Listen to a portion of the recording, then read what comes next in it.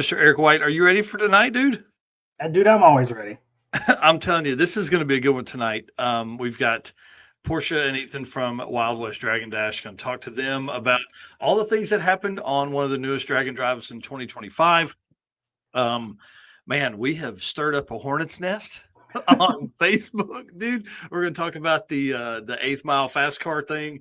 We're going to talk about some other fun stuff that's going on within the community. All the stuff we got going on at PRI, and then you don't even know this yet, but Mike Finnegan texted me yesterday, and we're going to go over that too. So we hit that intro video, and let's do this. All right, let's go.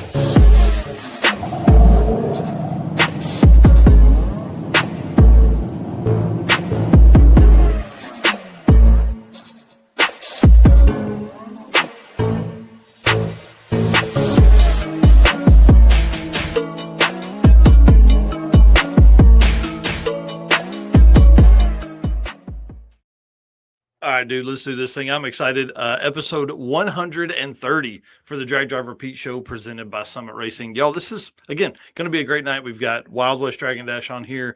We're going to cover a ton of fun stuff. But my name's Mike Narks. I'm the host of this show and the news. And coming up shortly, I'm going to be kind of leading the Dragon Drive Awards at PRI. Bro, there's not many times of the year I get anxious. That's one time that I do get pretty anxious. So I'm excited coming up. But Mr. Eric White, my right hand man, what you got going on, dude? I am Eric White, co-host of the show and the news. I'm the guy that shakes hands and hands trophies at the Dragon Drive Awards. You're our trophy model, bro. And when somebody's not there, I do the old Vanna White and hold it up. Yeah, that's exactly right.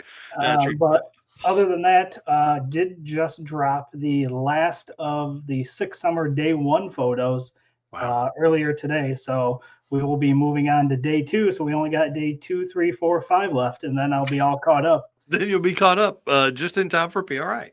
Yeah, if I can get them done before PRI, I'll be ecstatic. I'll tell you that. Oh man, I'll tell you, it's going to be crazy. Well, listen, here's what we got. Sorry, let me get up to my notes here. I know we typically start the show with our intros, and I just want to say, guys, grab that share button, hit it, kick it, knock it over, whatever you got to do. We want this thing to be great tonight because we want to bring as much attention to the Wild West Dragon Dash as possible. So thank you guys for being here. We appreciate you guys, and would love for you to hit that button there for us as well. And then thank you to our sponsors. This list of folks here have made this year possible, man. It's been a crazy year. We've traveled to like 17 or 18 events. I mean, it's been absolutely insane. So if you guys are doing some shopping coming up here on what is soon to be some Black Friday sales, which are kicking off really across a couple different sponsors, try and at least shop there. You don't have to spend your money there. We're not asking you to do that, but just at least get in there and shop. Summit Racing, Deech Works, Molly Motorsports, Driven Racing Oil, Howard's Cams, J-Wire Solutions, AFCO Racing Products, who we're right next to conveniently at PRI, Performer Built Transmissions, Car Chains 3D, Power Tube TV for all your watching of Dragon Drive stuff, WAF Racing, who's in our booth with us, Sweet Patina and Racing Junk. Y'all, you can find all kinds of cool stuff over there. See a bunch of folks here. I do want to answer this one right out of the way. I'm going to break Dustin Carlington's heart, but I do not have the standings yet for Southeast Street-N-Yeet. We've got to wait for the official stuff to come from Street-N-Yeet before I can put those into the awards calculator and all that kind of stuff and do all what I do on the backside of it. And if y'all haven't, if you didn't follow Laura Vanderhoof, she went in for heart surgery the other day. So a lot of stuff going on there. I completely understand. So give me another week or so. Have been talking to Rye Klemp. who's working on getting them on that side as well. So a lot of stuff going on there. We don't want to rush them. What they've got going on is way more important, and we can get them. It just takes a little bit of time. So, anyways, we're going to do that. But if you're shopping, hit those folks up. Summit Racing, dude. Let me read this ad, and then we're going to talk about what they got going on. Yeah, he's sad. So Summit Racing Speed Legacy began in 1968 as a one-man startup and is now the world's speed shop with 4 facilities and 200 plus catalog editions. They feel your passion, save you money, deliver fast, and offer top-notch customer service for more than 1,500 brands. You can download the Summit Racing mobile app. You can find them on Facebook, YouTube, TikTok, and Instagram. You can listen to them on the On All Cylinders podcast. They're everywhere that you could possibly be because Summit Racing stands by your need for speed. And tell them about the special they got going on this month or this next couple of days, and I'll drop the Drag Drive Repeat affiliate link in the chat there. Yep. So Summit has a discount code out right now. It is code BUILDIT, all one word, BUILDIT. Different tiers they got: $25 off $250, $50 off of $500, and the dates for that are the Monday, just a couple days ago, November 17th, all the way through Sunday, the 23rd. So you've got a few more days to get in on that. And like Mike said, the affiliate link is dropped in the chat. So if you guys can use that, it's just a pass-through site there, and it gives us a little bit of a kickback on things that are purchased. So we appreciate any of that. Yeah, big shout out to Rich Van Allen the other day for making sure he did that, and I just want to let him know it did work, sir. We appreciate that, and appreciate the support from there. That's gonna help us give Brian, our video editor, another couple hours of footage there. All right, let's talk about Drag Drive Repeat updates because that's why you guys are here, is some Drag Drive Repeat stuff. I know typically we cover everything else, but this is about us. Sponsor packets are going out right now. I've been working diligently through all of that stuff. That's been crazy trying to get there's so much going on in our life right now that it's very difficult because a lot of the stuff that we used last year didn't carry over. So if you are a sponsor or you are someone watching this and you want to get involved with Drag Drive Repeat, now's the time. I know a lot of folks are putting their 2026 budgets together. We were in this, we talked about some of the crazy stuff we did last year, more than 400 live streams. Yes. Insane. 100 live shows like what this is here. It's just crazy. We've got the Circuit 2026 you can be a part of. We've got at least three. I'm saying at least 3 because this thing is becoming an animal here. I think it'll work very well for what we're trying to do, which is bring more people into the Drag and Drive community. We've got 3 of those working within a Cars and Coffee style event. So it's weird not being the main promoter and having to talk to an entire team about stuff. I don't know if y'all know, Eric knows intimately how well that works for me most of the time. So we've got those going on. That's 3 events. And then we're teaming up with Heads Up Hustle, John Paul Franks, for a heads up race alongside Jet Cars, Nostalgia Funny Cars, and the Midwest Drag Racing Series Pro Mods, Top Sportsman and Top Dragster. 15,000 people in the stands, at least for this one on the Saturday event alone. They also have Friday qualifying we're going to be a part of. This is going to be a crazy event. I really feel like is a great step forward for all of the Drag and Drive stuff. So if I say all that, if you want to get involved, that's a great way to do it. Hit us up. You can message us on the page. You can find us. Our names are pretty easy to find. You'll see we look like these guys in our profile pictures. So hit us up. Tell us what you want to do. We have a lot of packages, but we can also shift and move stuff. That's the one thing that's been fun about this, is trying to just think about, man, what would people want to sponsor and what do they want to do? So, you know us, we like to feed people. We like people to have a good time, and we like to do some racing and some drag strips. So, and put our cars on the street. So 400 live streams with sponsors, at the bottom of each one. And then the other thing is the photos. I mean, I don't know what we're at for photos for the year. I was going to look that up, but I haven't got to it. By the end of the year, I want to have a final number of what we posted for the year, because that's probably going to be pretty crazy. I don't 15, 20,000, you think probably? Yeah, it's got to be somewhere. God, that's insane, dude. That is so awesome. Not taken, actually posted. And, the way we do it is like you guys can see on the bottom of this one here. I mean, this is what our photos look like. They've got sponsor names and stuff like that all on them. So, anyways, we're committed to folks if they commit to us, and we're excited about 2026. Speaking of 2026, the circuit 2026, 58 days until registration. That's 58 pretty days. soon. That's pretty soon. So January 16th, we're going to open registration to the Circuit 2026 racers and their co-pilots if their co-pilot wants to race this year. So last year that took up 150 spots.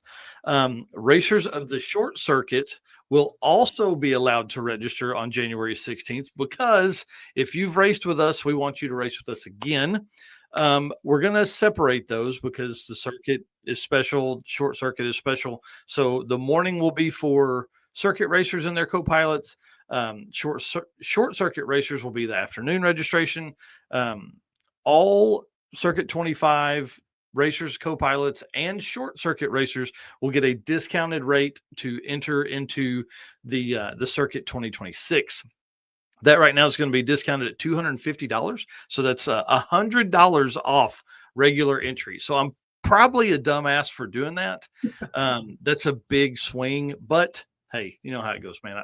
I love racing. I love doing all the stuff that we can get from there. So that's going to be fun. Then, of course, everything from there is going to be open registration on January 17th that morning. We will have a special deal for racers that signed up last year but didn't make it. They'll get a little, like an hour head start, basically, is kind of what I'm doing.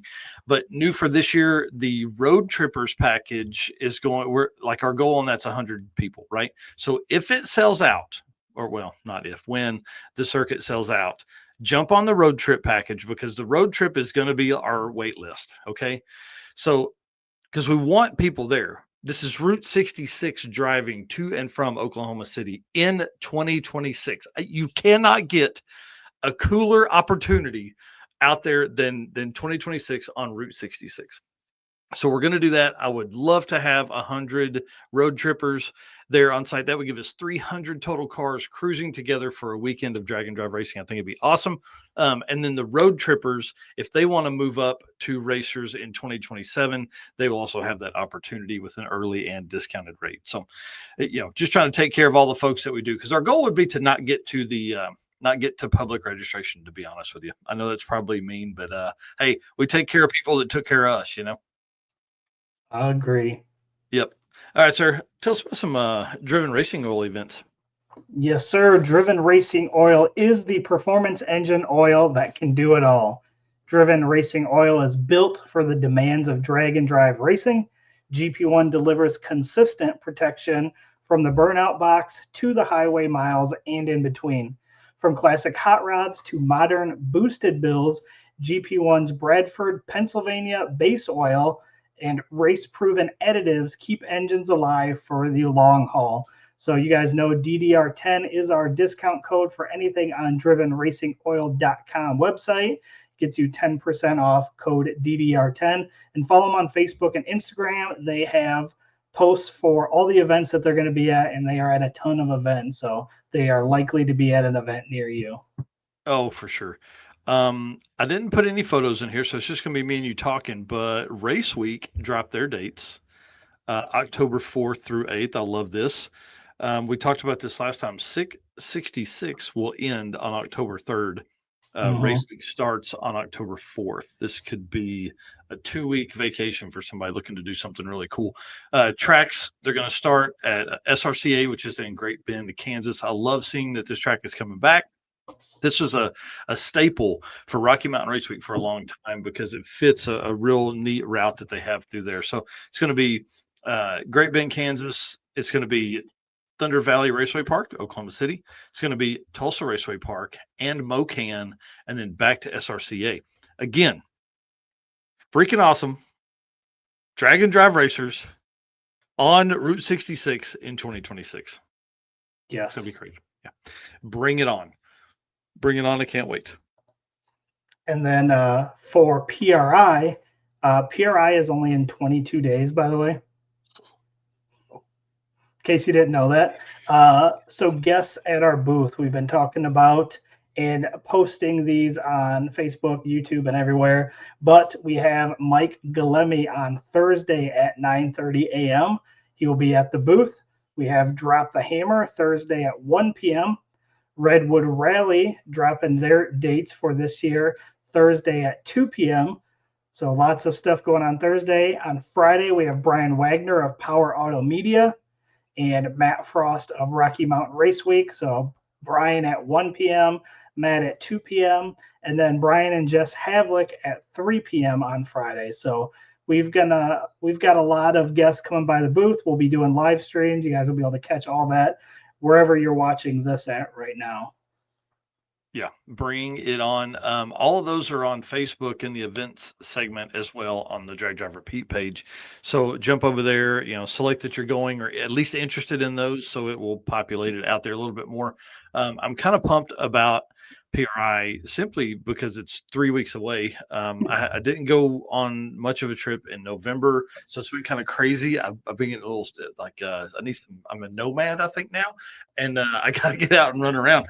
But did get a super cool text yesterday. I kind of hinted at this earlier and didn't even send it to you, and I feel like a jerk now. But Mr. Mike Finnegan, we talked about him a couple episodes ago, I think on 129 actually last week, that him and Freiberger are rewiring the Rotson while they're there. He texts me and goes, "Hey, would you guys want to come over and do a little bit of recording throughout the weekend with me and the Rotson and stuff?" And I was like, "Yes, please. I'm ready. Let's go." And then after I said yes, please, whatever you tell me the time, because I think a daily update would be kind of cool. I know they'll be doing that on their own page, but I think from our perspective too, it'd be kind of cool because that car is definitely not going away anytime soon, and so definitely going to need to be updated on that. And then he said, "Hey, I heard I may be doing pretty well in the Drag and Drive Champion Point Series. Do you have an update on that yet?" I was like, man, at that point, we're still waiting on the stuff from Street-N-Yeet. So I was like, I got to get that before I can tell you where your standings were. But I'll tell you, you were in like 4th or 5th place coming into Street-N-Yeet. So who knows? I mean, Street-N-Yeet really shook up a bunch of stuff. There were a lot of new racers, but there were a lot of returning racers too. So I'm kind of interested to see who all's going to be where. And as soon as we have that, I'm ready. I'm going to spend a full day messing with all of that. Looks like we got some comments there. What was one of the ones you had starred a minute ago? Andy here asking if we have a calendar available. We've got our calendar on our website, but then he has said an actual wall calendar with some of my awesome photos. This is something that we've been tossing around the idea for, a couple years, trying to figure out how to make that happen. What would be really cool is to get as many dates as we could for the following year's events and actually be able to put them on a calendar with some of the previous year photos. So we don't have anything today. It's something we've been talking about and trying to figure out, logistically, how do we do that? Because obviously all the dates aren't out at the beginning of the calendar year, but I don't know. I still think it's something that we are going to continue to try to get out one of these years. Yeah. Yeah, 100%. I would love to be able to drop that. The struggle is you really kind of need to drop that at PRI. And to do that, people don't have their dates out by PRI typically. Right. So yeah, pretty tough. Anyways, but hey, there's 27 events on the schedule right now. That would be at least a swing. And we could probably get some people to give us some extra dates. There's some, obviously, Drop the Hammer is dropping multiple event dates next year, and then Redwood Rally obviously dropping their dates and tracks and stuff like that. So it'd be really cool is to really dig deep into that calendar, and you could even put where they're going to be each day and all that kind of stuff. So I don't know, we'll see. I'm interested in that. It would be cool, but yeah, the logistics. Maybe it's something we try to reach out and we get dates ahead of time, but the calendar doesn't release until beginning of 2026. I don't know. Yeah. I like the idea. PRI. Yeah, PRI would probably get us close there. Hey, Rick Dodge in here making comments, dude. What is that? Sorry, I'll let you drive there. Yeah. Wait, hey man, great to see you. Hope to see you at PRI. I'm sure he'll probably be over there somewhere in the NHRA booth. or where whatever they do. I'm sure NHRA runs around and talks to everybody from there. Well, let's talk about some J-Wire Solutions, your expert car and marine wiring solutions. J-Wire can wire or plumb your hot rod, your race car, your drag and drive car. Plus, they offer products to make your driving experience better, like the blinker module. That we've talked about 100 times now. I love it. It's freaking awesome. This is actually a relay board that they have here. I thought I had the blinker module in here, but listen, your daily driver, the light blinks even with your brake lights on, but your hot rod doesn't. J-Wire can make that happen. So hit him up, jwiresolutions.com, all your fun stuff over there. Dude, let's talk about craziness. You ready for this? Like the internet has been a buzz, to Yes, say it the least. has. We've when we had Devin Vanderhoof on, I mean, well, anyways, we asked him what he thought. Like, should really fast cars go to eighth mile? And he, of course, said yes because he's an eighth mile racer at heart. Mhm. Doesn't like grudge and stuff like that. And he's like, there's just a lot of bad things that happen after the eighth mile to cars that are going very fast. Well, it has popped off. 200,000 views on the reel on the left, 45,000 views on the reel on the right, talking about 850 racers and how great they are. I mean, like if Devin Vanderhoof says you're great, you're great. But what we're talking about tonight is comments within the should fast cars go to eighth mile, bro. It is a great read. So listen, just go over to Drag Drive Repeat, just find the reels and type it in. Oh my gosh. Brian Goldstone put in just one word, no. And there were like 10 comments underneath his, the king has spoken, the man is, listen to the man, whatever. And I get like, it's really just a question of like very, very fast stuff, right? Oh, I just realized I caught Randy Seward in both of the reels there. Didn't mean to do that. What's Carl saying? Yeah, what really surprised me about that eighth mile reel is how many people want a flying mile event for drag and drive cars, dude. So many people were like, "Wow, let's go to the mile. Let's go Yeah. back to the mile. Let's go to half mile." People calling us idiots. People saying that we don't know what we're talking about. One guy was like, "Who's that guy on the screen? He doesn't know what he's talking about." Should we say names? I don't know if we should even say names on this. I feel bad, but Mike Jacoby said, "I love checking out the Facebook profiles of all the guys saying that eighth mile is lame. Run it out the back like a real man. Most of the time, they're bracket racers that couldn't run a 750 in the eighth, much less the quarter, or they don't have a car at all." And good golly, you'd have thought he killed someone's cat. Yeah, which is funny because Mike is a local guy to me here. Oh, So I've man. actually, yeah, we've hung out a few times. He's got a nice S10 truck that he has, and he's talked to me. He's mostly a no prep racer, but has talked to me a lot about getting into drag and drive. So Yeah, that's awesome. Well, this one dude was like, he said basically, or they have balls. I'm just saying. And then it was like 28 comments of this guy arguing with people back and forth. And then at the end, because everybody was like, especially Mike was like, "Well, what do you run then? What do you run?" And the guy finally just said, "Oh, I don't give out my times. I'm a no prep racer." And he was like, "Get out of here." It was pretty hilarious, dude. Oh, yeah.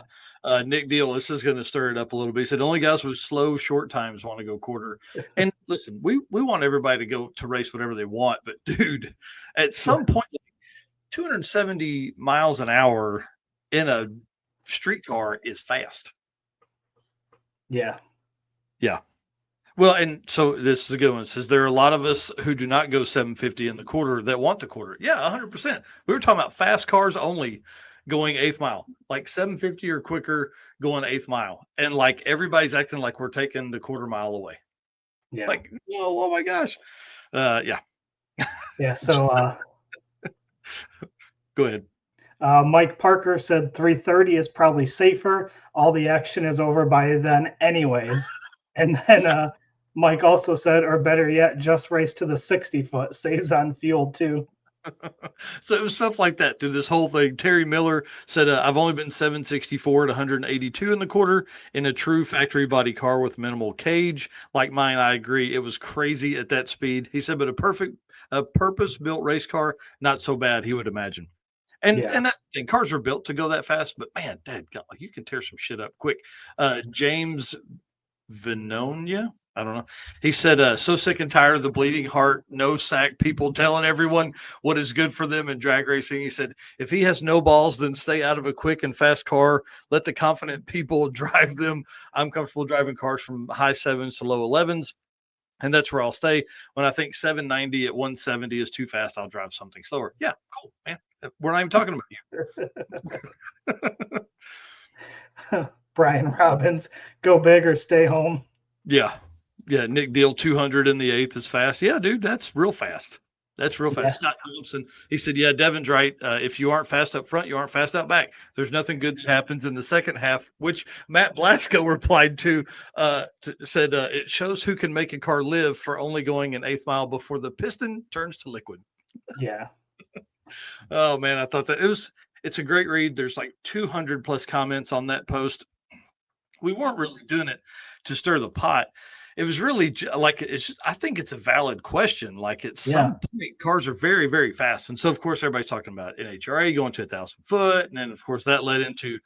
I think our timing just happened to be right. We didn't mean to do this, obviously, but IHRA posted they were going eighth mile exclusive in 2026, and so I think everybody was looking for a reason to fight about eighth mile, and they just happened to do it on our reel, which we appreciate because 200,000 views. That's pretty awesome.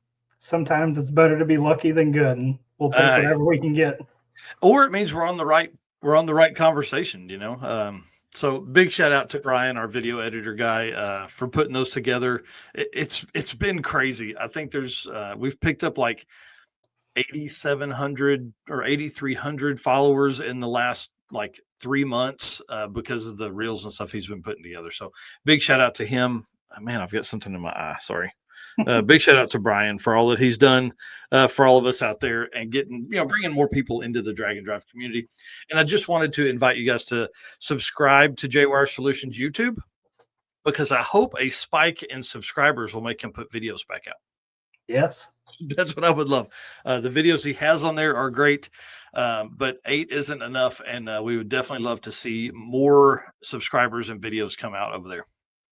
Absolutely. He does some cool stuff with the cars that he wires. It'd be cool to see kind of updates on those products he releases, how they work, stuff like that would be awesome. Yep. I'm going to dig in my eye real quick. You do this Molly ad read. Hey, I understand like that we got a lot of new subscribers and followers, but you don't got to get all teary-eyed about it, all right? I can see him backstage laughing. All right, Molly Motorsports. Attention racers and high-performance enthusiasts. Are you ready to start your next engine build? If so, there's no better time than right now to go check out Molly Motorsports all-in-one Power Pack piston kits. With over 1,200 applications, these kits come complete with pistons, rings, wrist pins, and clips, all designed to work together. Visit mollymotorsports.com for more details. And for our podcast listeners, Molly is spelled M-A-H-L-E. All right, I'm back. Sorry if it's all shot and red. I think I went knuckle deep in that thing. Well, listen, this next sentence that you have here on the note is we've been trying this for a long time. Bro, but we've been nice about it so far. I don't want to be nice anymore. I want to overwhelm them. I want to overwhelm them. So tell them what we got going on here. So you guys know we love Waffle House. We go to Waffle House every time we're traveling, and gosh dang it, we need a Waffle House sponsor, all right? Like, come on, man. There are 2,038 stores nationwide as of August of 2025. I don't know how many we visited, but we've been to quite a few, even on drag and drives. And if I'm out traveling with the family, when we're in Florida, we stopped in one. Like, we go there all the time, whether we're with our race car friends or with our family or whoever. Like, come on, Waffle House.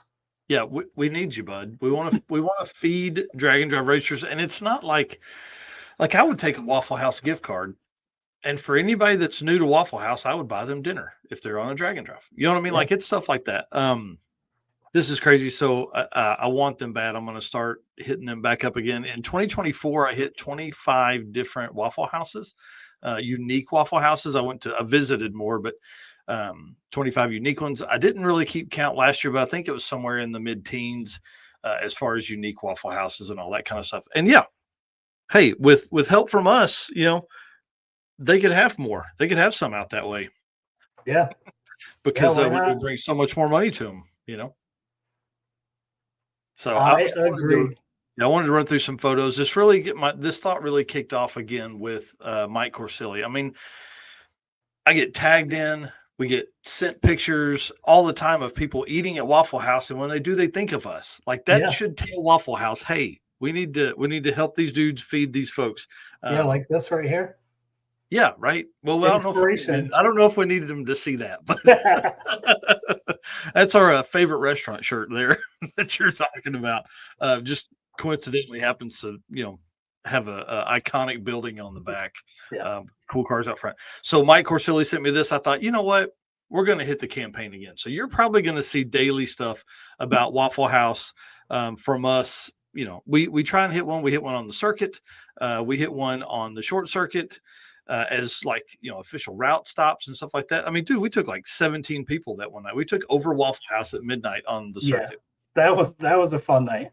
It was pretty fun. So I want to give a shout out to Billy Nobles, who is our contact at Springfield, Missouri. He's really what kicked off a lot of our contacts within the Waffle House community. So whenever we're going to a new area, I message him, hey, do you know anybody over here? He hooked us up with folks in Tulsa, the folks in Joplin.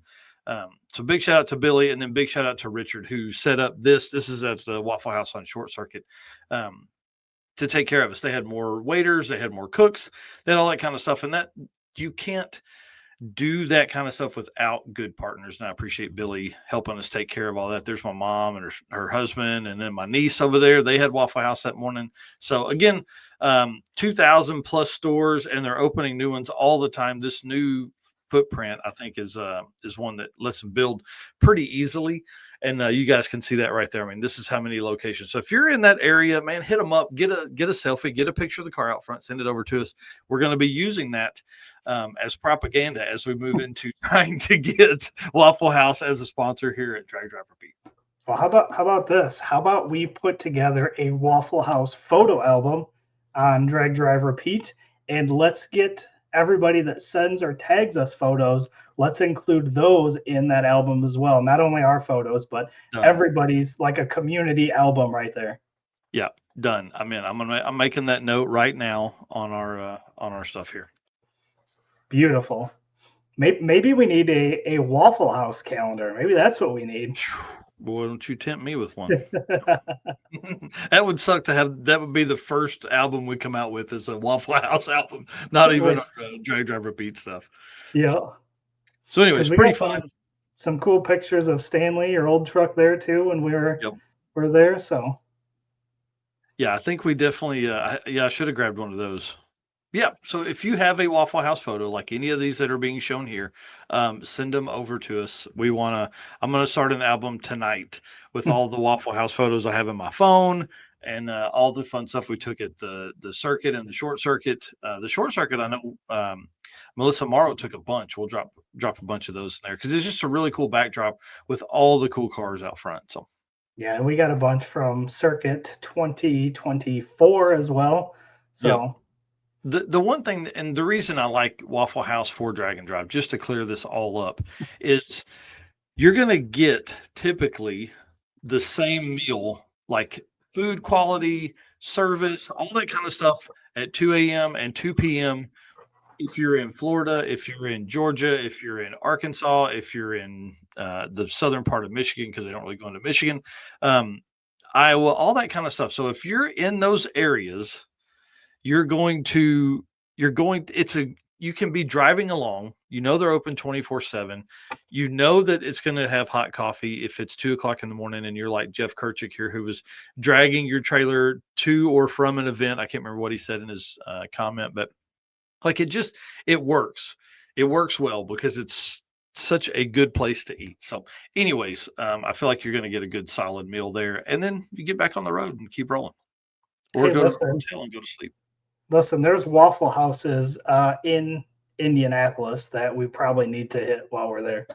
Yeah, we typically do that when we get to town at 4 a.m. We'll hit a Waffle House on our way there, and then go sleep in the car, and then go into PRI. So, I yeah, like there it. you I go. like Andy's idea here. How about we have Waffle House sponsor our wall calendar? I'm in. I think that'd be awesome. Get some coupons, put them down on the bottom of each month. People rip them off and go eat Mm, there. So, big shout out to Waffle House. Big shout out to Molly Motorsports for being part of our program here. Love those guys over there. You can see George Wright and Eric Gurleo featured here on the photo. These are not just, I mean, they're not just dudes that are cool that sponsor the brand. They're also drag and drive racers, and that's gotta love a stick shift 10-second car. So we got an update here mm, from Laura. Surgery hasn't happened yet. Just the consult with the surgeon and the pre-op. Surgery happening very soon. Now that we're back and settled, I'll have those results to mm. you probably tomorrow. You're the best, lady. Thank you very much. Appreciate you. Hate that you're going through all that stuff. I don't know how to do touchy feely stuff, but big hugs over there to you. We're rooting for you, I promise. Absolutely. All right. Well, let's thank some race car friends, and then we'll bring in the Wild West Dragon Dash folks here after that. All right. Well, appreciate all of our race car friends tuning in. We've had tons of comments tonight, tons of views. So appreciate everybody. Again, before we get into this next segment, if you haven't, please share out the live stream so we can get more of our race car friends in here as we get into the Wild West Dragon Dash folks here. So again, thank you to all of our race car friends. We just showed a bunch of you guys at Waffle Houses as well. And of course, our sponsors. It's coming up to the holiday season. If you guys are looking for gifts for your car guy or car girl, these are our sponsors. We would love for you to at least check them out. We've got discount codes, we've got affiliate links. If you need a contact person at any one of these, reach out to us. We'd be more than happy to get you into contact with them.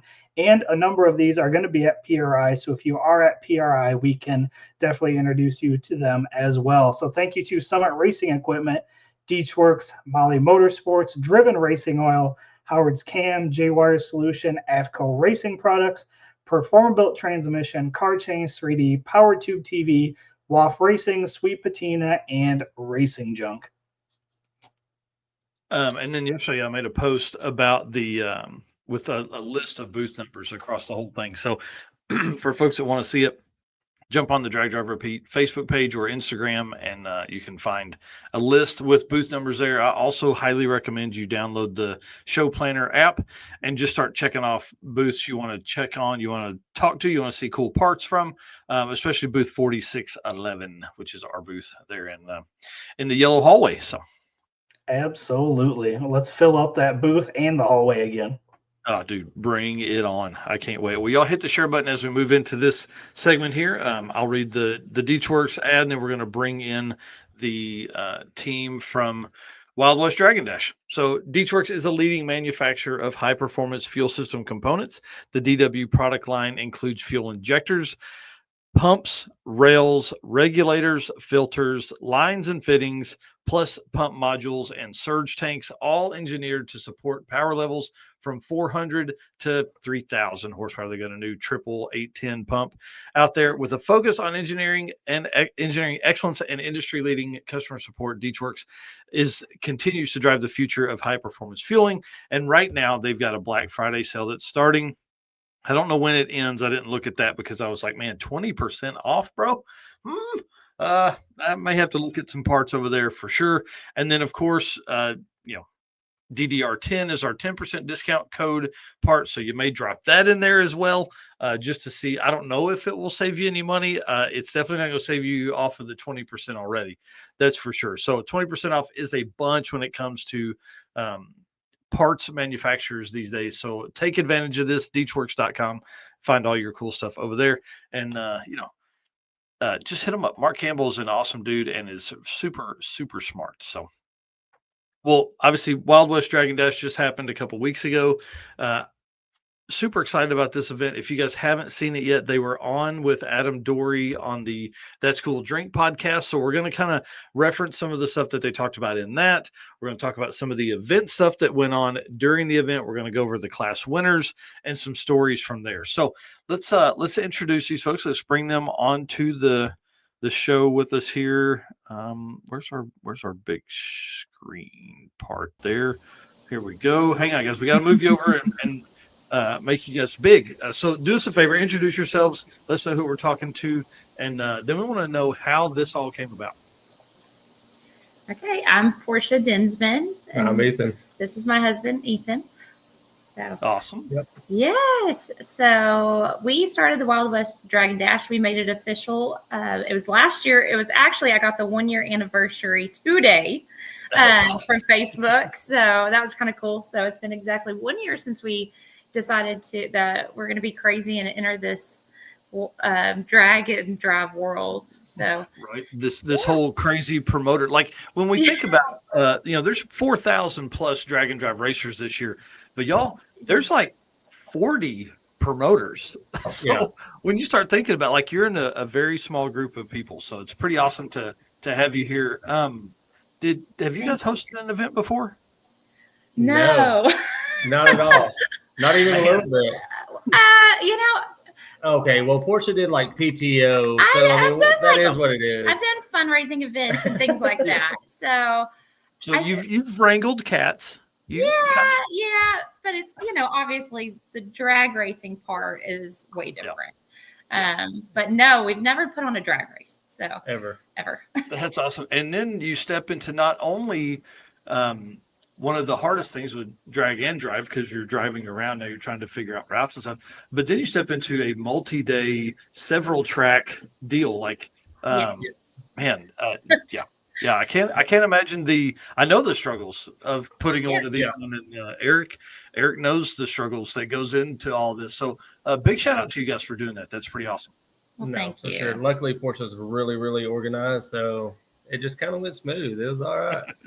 That's awesome. Well, Andy made me think of something. Guys, hit the share button as we move in here. Let's get these folks, as many people as we can, moving forward, because we know there is a 2026 event, so that's going to help. So you guys went into some pretty good detail on the Adam Dory podcast, but give us just a quick recap, kind of why you created this, how this all came about. So we saw a potential early on. Ethan had done Rocky Mountain Race Week starting in 2020 with my dad, and then in 2023 I joined in, and I had noticed as we started going to more and more drag races in our area, people would stop us and be like, "Hey, y'all are the people that do dragon drives." And they would ask questions. And a lot of people started coming to us and being like, "We really would like to do that, but we just don't know exactly, like, we don't know how, we're scared to take time off. We're scared we're going to break."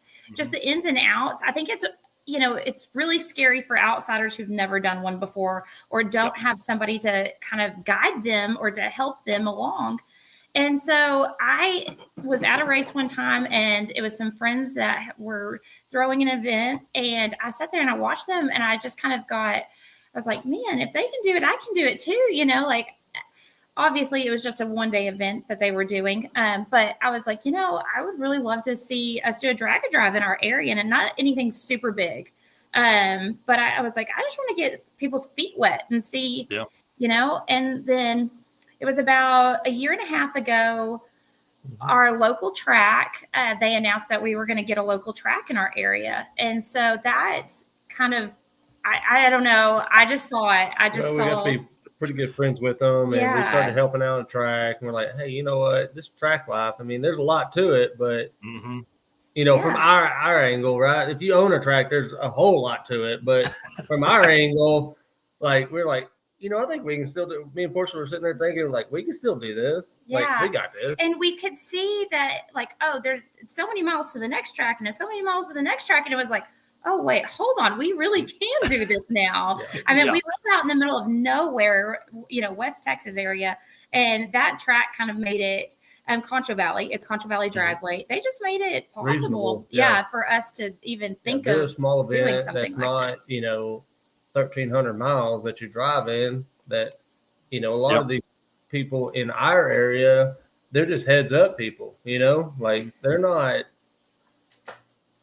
wanting to go hit the road and drive 1,300 miles, but we're well, and do it.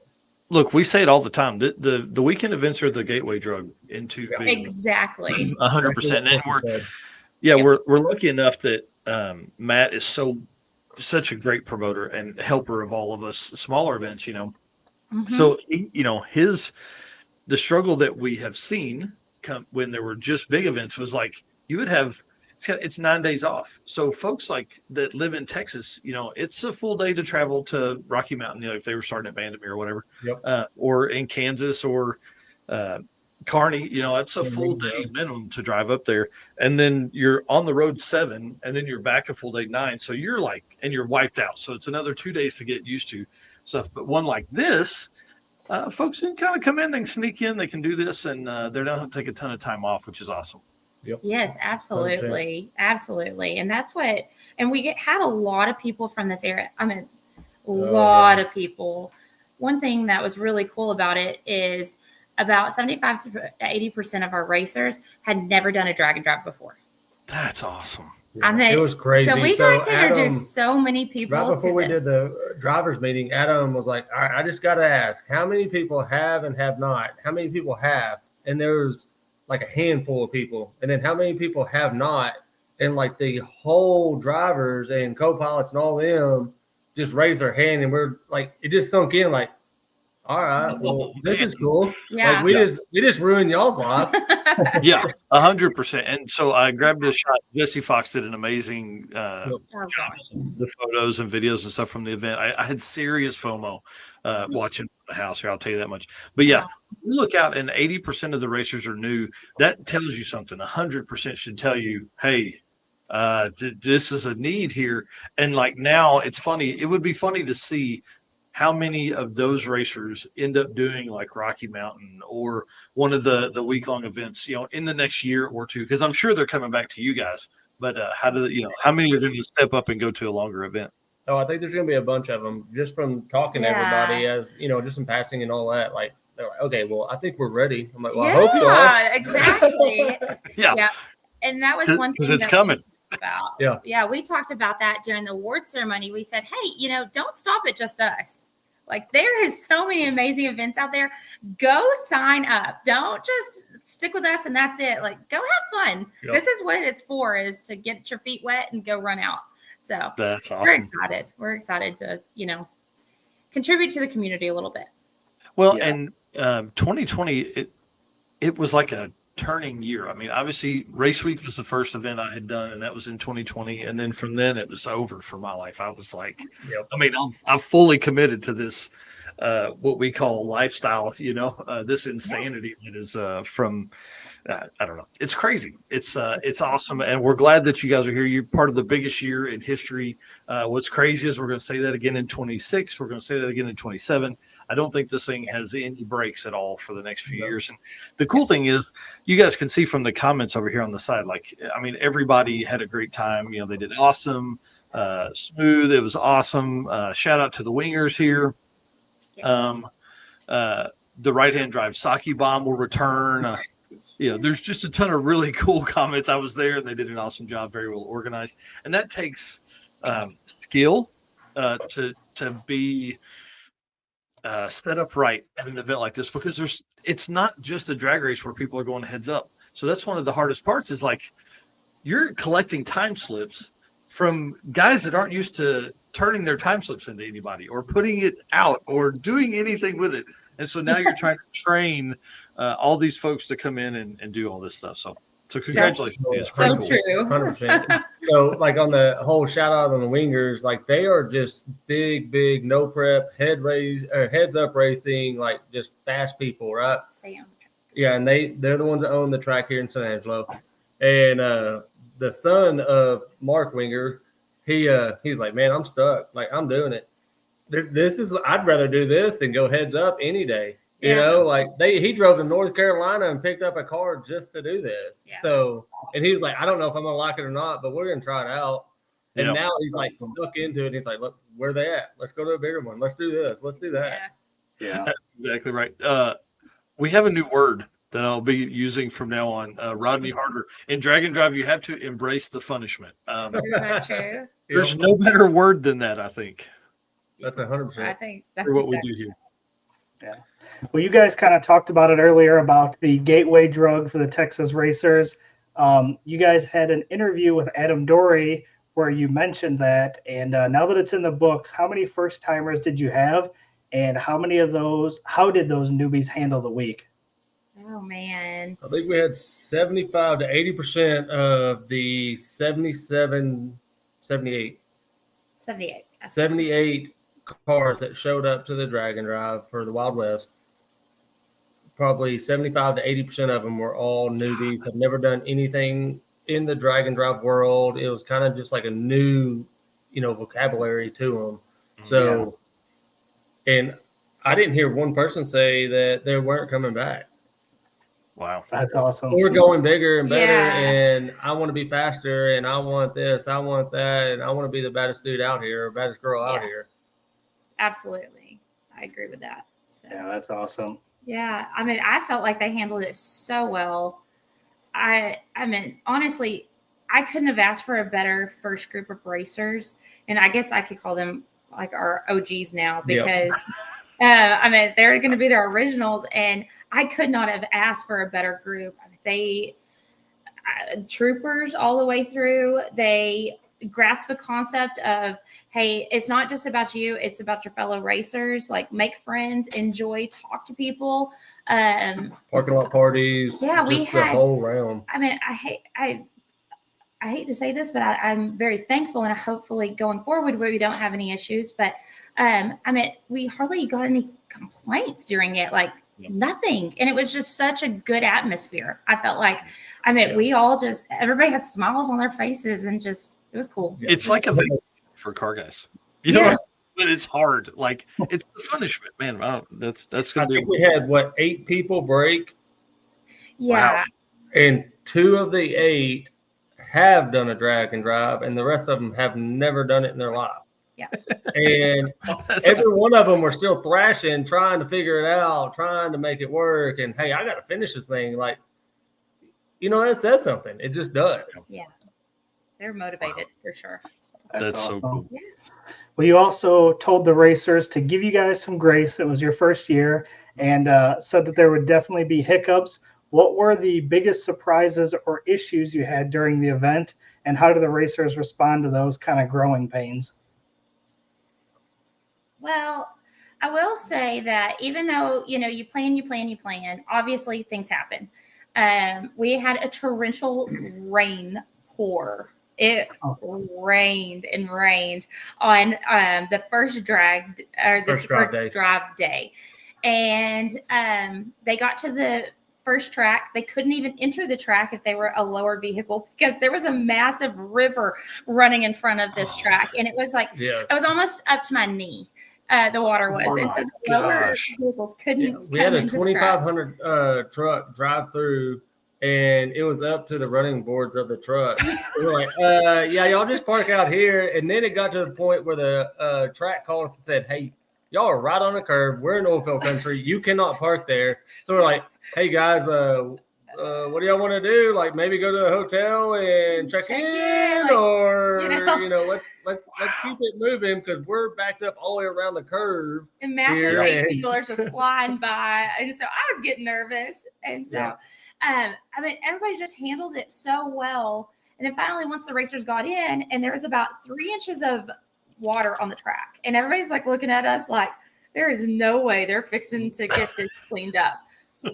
Well, let me tell you something. Pinwell Knox Raceway, they did it. They killed it. I don't know how. 3 inches. I mean, like literally, there was massive pond of water. It was quite funny because Gary got on his tractor with the brushes on it, right? And he just started going down, and he had a huge rooster tail just shooting off of the brushes, going down the track, just trying to get all the water off of it. It was hilarious. And that dude is soaked. Yeah. And we had talked to him before, and he was like, "Hey, if it quits raining, we're doing this."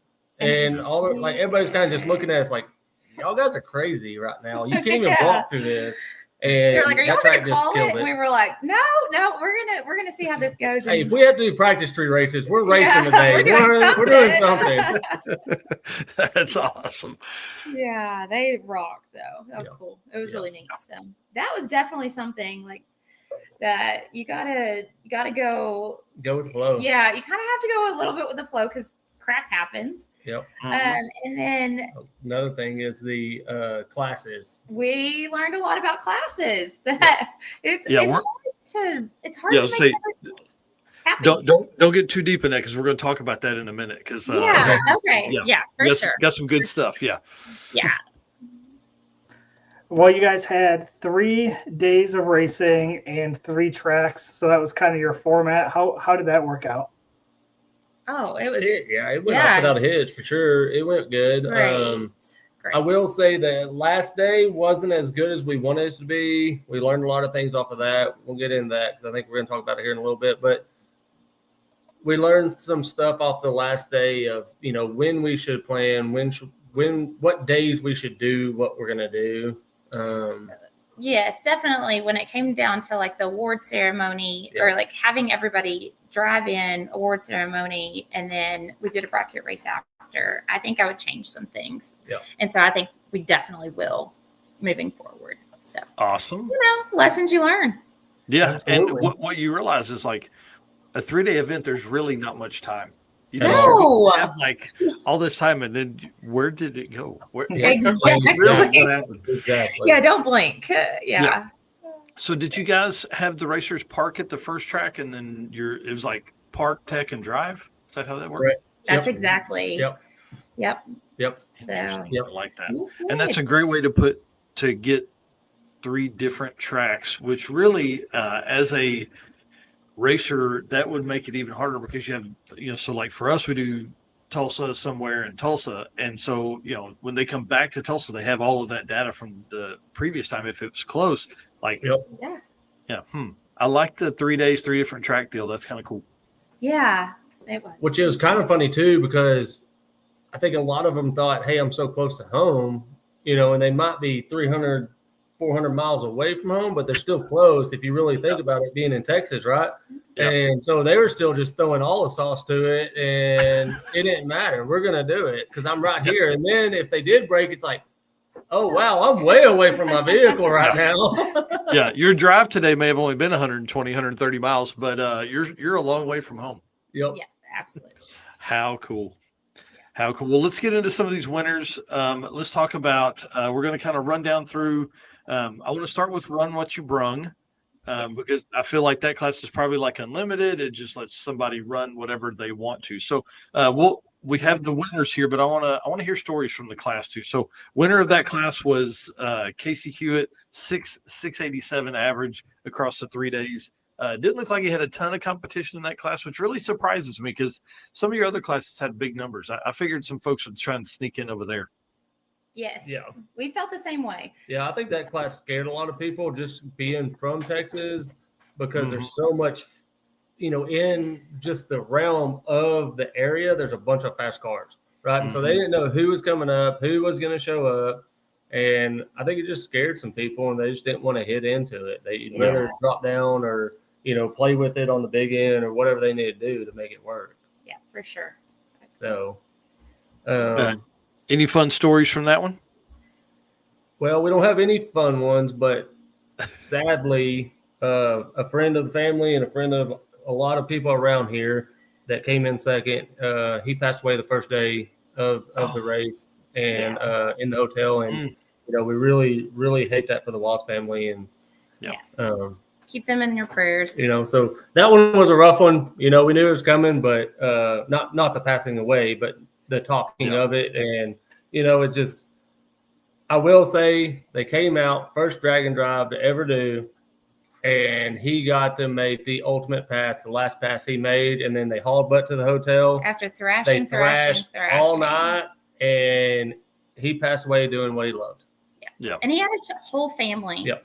He had his son, he had his grandkids and everybody, and they all were there that day. Yep. And I remember watching them and they were on the fence line watching the races, giggling, laughing, and laughing, and just having a good time. And I just remember watching this family, and I was like, this is why I do what we're doing here, is because it's about a family.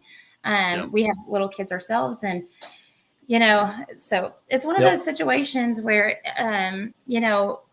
I think the family finds a lot of comfort that they were all together doing something they really loved. So that's not tough. to bring a sad subject into it, but we want to call out the Lost family and just tell them the reality of and we're here for them. So wow. Well, when that time comes for me, I hope I'm doing something that's exactly awesome as well. Totally agree. So so the next class that we had that was that we had the fastest was our limited 5.5 class. Yeah. That one. Yep. So the 5.5 class, looks like there was 5 cars in that one. And first place was Ryan Minyard with a 5.5966. And second place there was Tommy Snook with a 5.87. Yep. Right. Yep. Yes. So first, second, and third and fourth have all done drag and drive. Yes. So that was kind of cool, because all of them have done Rocky Mountain, and that's the races that we do, So we we knew them. We got to cater to them and play with them and make fun of them and all that good stuff. So Ryan Minyard, the 5.5 was the fastest average of the whole weekend, and so he won a belt buckle. Yep, that's awesome. Yeah, it was cool. It was really cool. Yep. So, Sorry, I'm making that note there. So you took kind of a big jump here, and I think this is probably one of the conversations you were going to talk about. But from 550, you go to 7.0. This class had a ton of folks, 15 people in this class. Top 3, I'll run through them real quick. So it's a 7.0 index.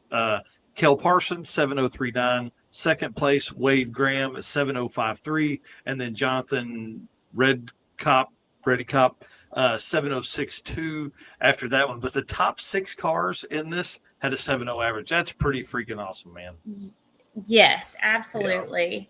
Yeah. Absolutely. And Kel had, what was it, the first drive day? Going in. We'll talk about it. Okay. Yeah. Never mind. She told me to be quiet.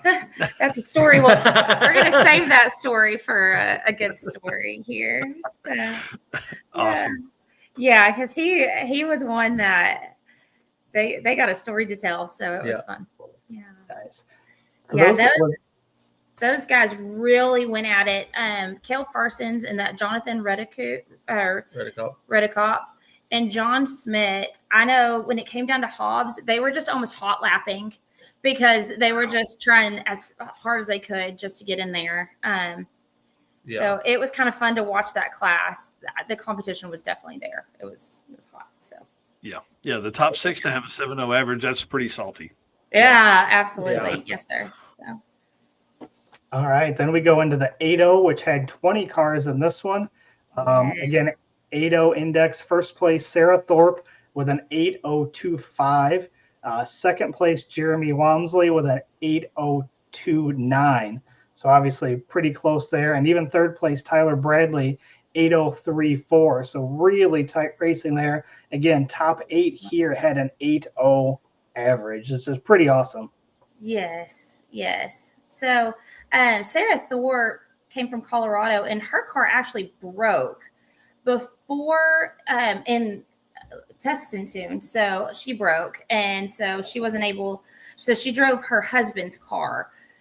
Oh, fun. Yeah. Hey, the Thorpes don't jack around, man. They'll race. They're not scared of that at all. Oh, they froze up. Sorry. Oh, we're here. There we go. We're back. Yeah. That's the way it goes. Welcome to live streaming. So Sarah Thorpe drove her husband's car. Rich Thorpe, who placed on the podium later, they're drag and drive royalty. I think they've 100% raced as a family everywhere across the country. Pretty cool for them to make that trip down to you guys. That's awesome. Yes, it was. We were excited to have them. And when we saw them come across during the sign-ups, we were like, oh, that's cool. Yeah. Yeah, and it was just great talking to them. They had a hard week, and so they did. But you never saw them without a smile. That's right. And that's a big deal. So. Oh yeah, and to beat on one car twice, and then let's see, what were we in 8.0 index there? Yeah, so Yes. 8.0 index, and then also in a small block. So, yeah, we'll talk about in a small block in a minute. But like that car was fast, so like you have to have a driver like Sarah to be able to slow that car down Exactly. and know what you're doing. And man, to win 8.025 to an 8.029, Yes. she's a beast. Yeah, she's good. She's real good. Yeah, that was a thrill for sure. Yeah, that was for sure. So. And to have nearly, again, almost half the cars in that class, with an O number is pretty freaking cool. 9.0 index up next. This class really surprised me because when you start thinking about 9.0 eighth mile, you're like, man, that's kind of a slow class, but it's really not. So the jump between 8.0 and 9.0 is pretty big there, but you start thinking about like those guys in a late 8-second car just slow it down, right? So 9.0 had 18 cars in it. I think it probably ended up kind of like most. It's just kind of a catch-all. Anything that's slower than 9.0 is going to end up in there. Leslie Varner won that class 9.047, and then Marco Lamaglia 9.056 for that average there. So pretty awesome. Two fast cars. Yes, and it was really fun. Marco got second, and then Carlos, his brother, got third. Yep. And then they had another brother that was in another class. I don't, maybe this 8.0 class. And so them three just continuously kind of battled it out a little bit. And it was fun. They would always turn in time slips. They'd come. They'd come running up to us. What about this? What about that? How's this work? Like, what do I need to do? You better go out there and hit a better number. That's all I got to say. Well, and so Eric and I had went down the rabbit hole of do we build an app that would take everybody's time slip and just automatically turn in their best time for that, right? That's not the way to do it for drag and drive. I know. You have to, like, people need to come to the table. They need that experience. They need to have no idea what anybody else ran because their time slip isn't turned in. So, exactly. Definitely have to do that. Awesome. When I get to the hotel and they post all this, where am I sitting in the average now? Because I don't know where I'm at. And just even for me, who was at the table receiving the slips, the excitement and getting to talk to the racers, that was like my chance to get to have those conversations. So Melissa too. That's typically what her and then Tara Fling is our other lady that does that. She same thing. They're like, we don't get to watch racing. We don't get to talk to racers. We just like these are the times we get to talk with them. Exactly. I get it. I understand that. So and the Saki bomb there was 4th place. Yeah. Wasn't even supposed to be that car, but hey, you did all right. Yeah. Hey, 4th out of 18? That's pretty salty. Yeah. It was awesome. He was fun to watch. He was a right. What do you call that? A right-handed driver. Yeah, right-handed. Yeah, we got to hear our kids because we have a 11, 8, and 7-year-old. And they're like, he's driving wrong. He's on the wrong side. He's on the wrong side. Something's not wrong with that car. Yeah. Yeah. So as a kid, that's one of the coolest things you can see. Yep. Hey, I'm an adult. I think it's cool. No, I agree. There's a yellow 56 or 7 that goes to Southeast Street-N-Yeet that the guy bought it in the States, shipped it to Australia when he lived over there. They converted it to right-hand drive, and then he moved back to the States, went ahead and kept it right-hand drive just for Heck yeah. That's cool. That's awesome. That's neat. Pretty neat stuff. Yeah. What kind of car was Spencer's? Oh. Spencer's posted up. Yeah. I don't remember. Yeah, I don't remember. I can see it, but yeah. Perfect. All right. Well, our next class was the tailgate class. This had 7 vehicles in it. First place was Marcus Macy with a 6.056. Second place, Kevin Christine with a 6.354. And then third place was Heinrich Peters with a 6.597. Yes. And this class was fun. I love the tailgate class. It was definitely something that I want to see. I think it's going to grow. I just have this feeling that class is going to catch on. It's going to grow, but it was a fun class. These guys were fast and they put on a show for us. So I liked it. I like this class a lot. Yeah. There's nothing better than a fast pickup. Absolutely. So, and Marcus Macy really, probably one of my favorite vehicles there. So it was cool.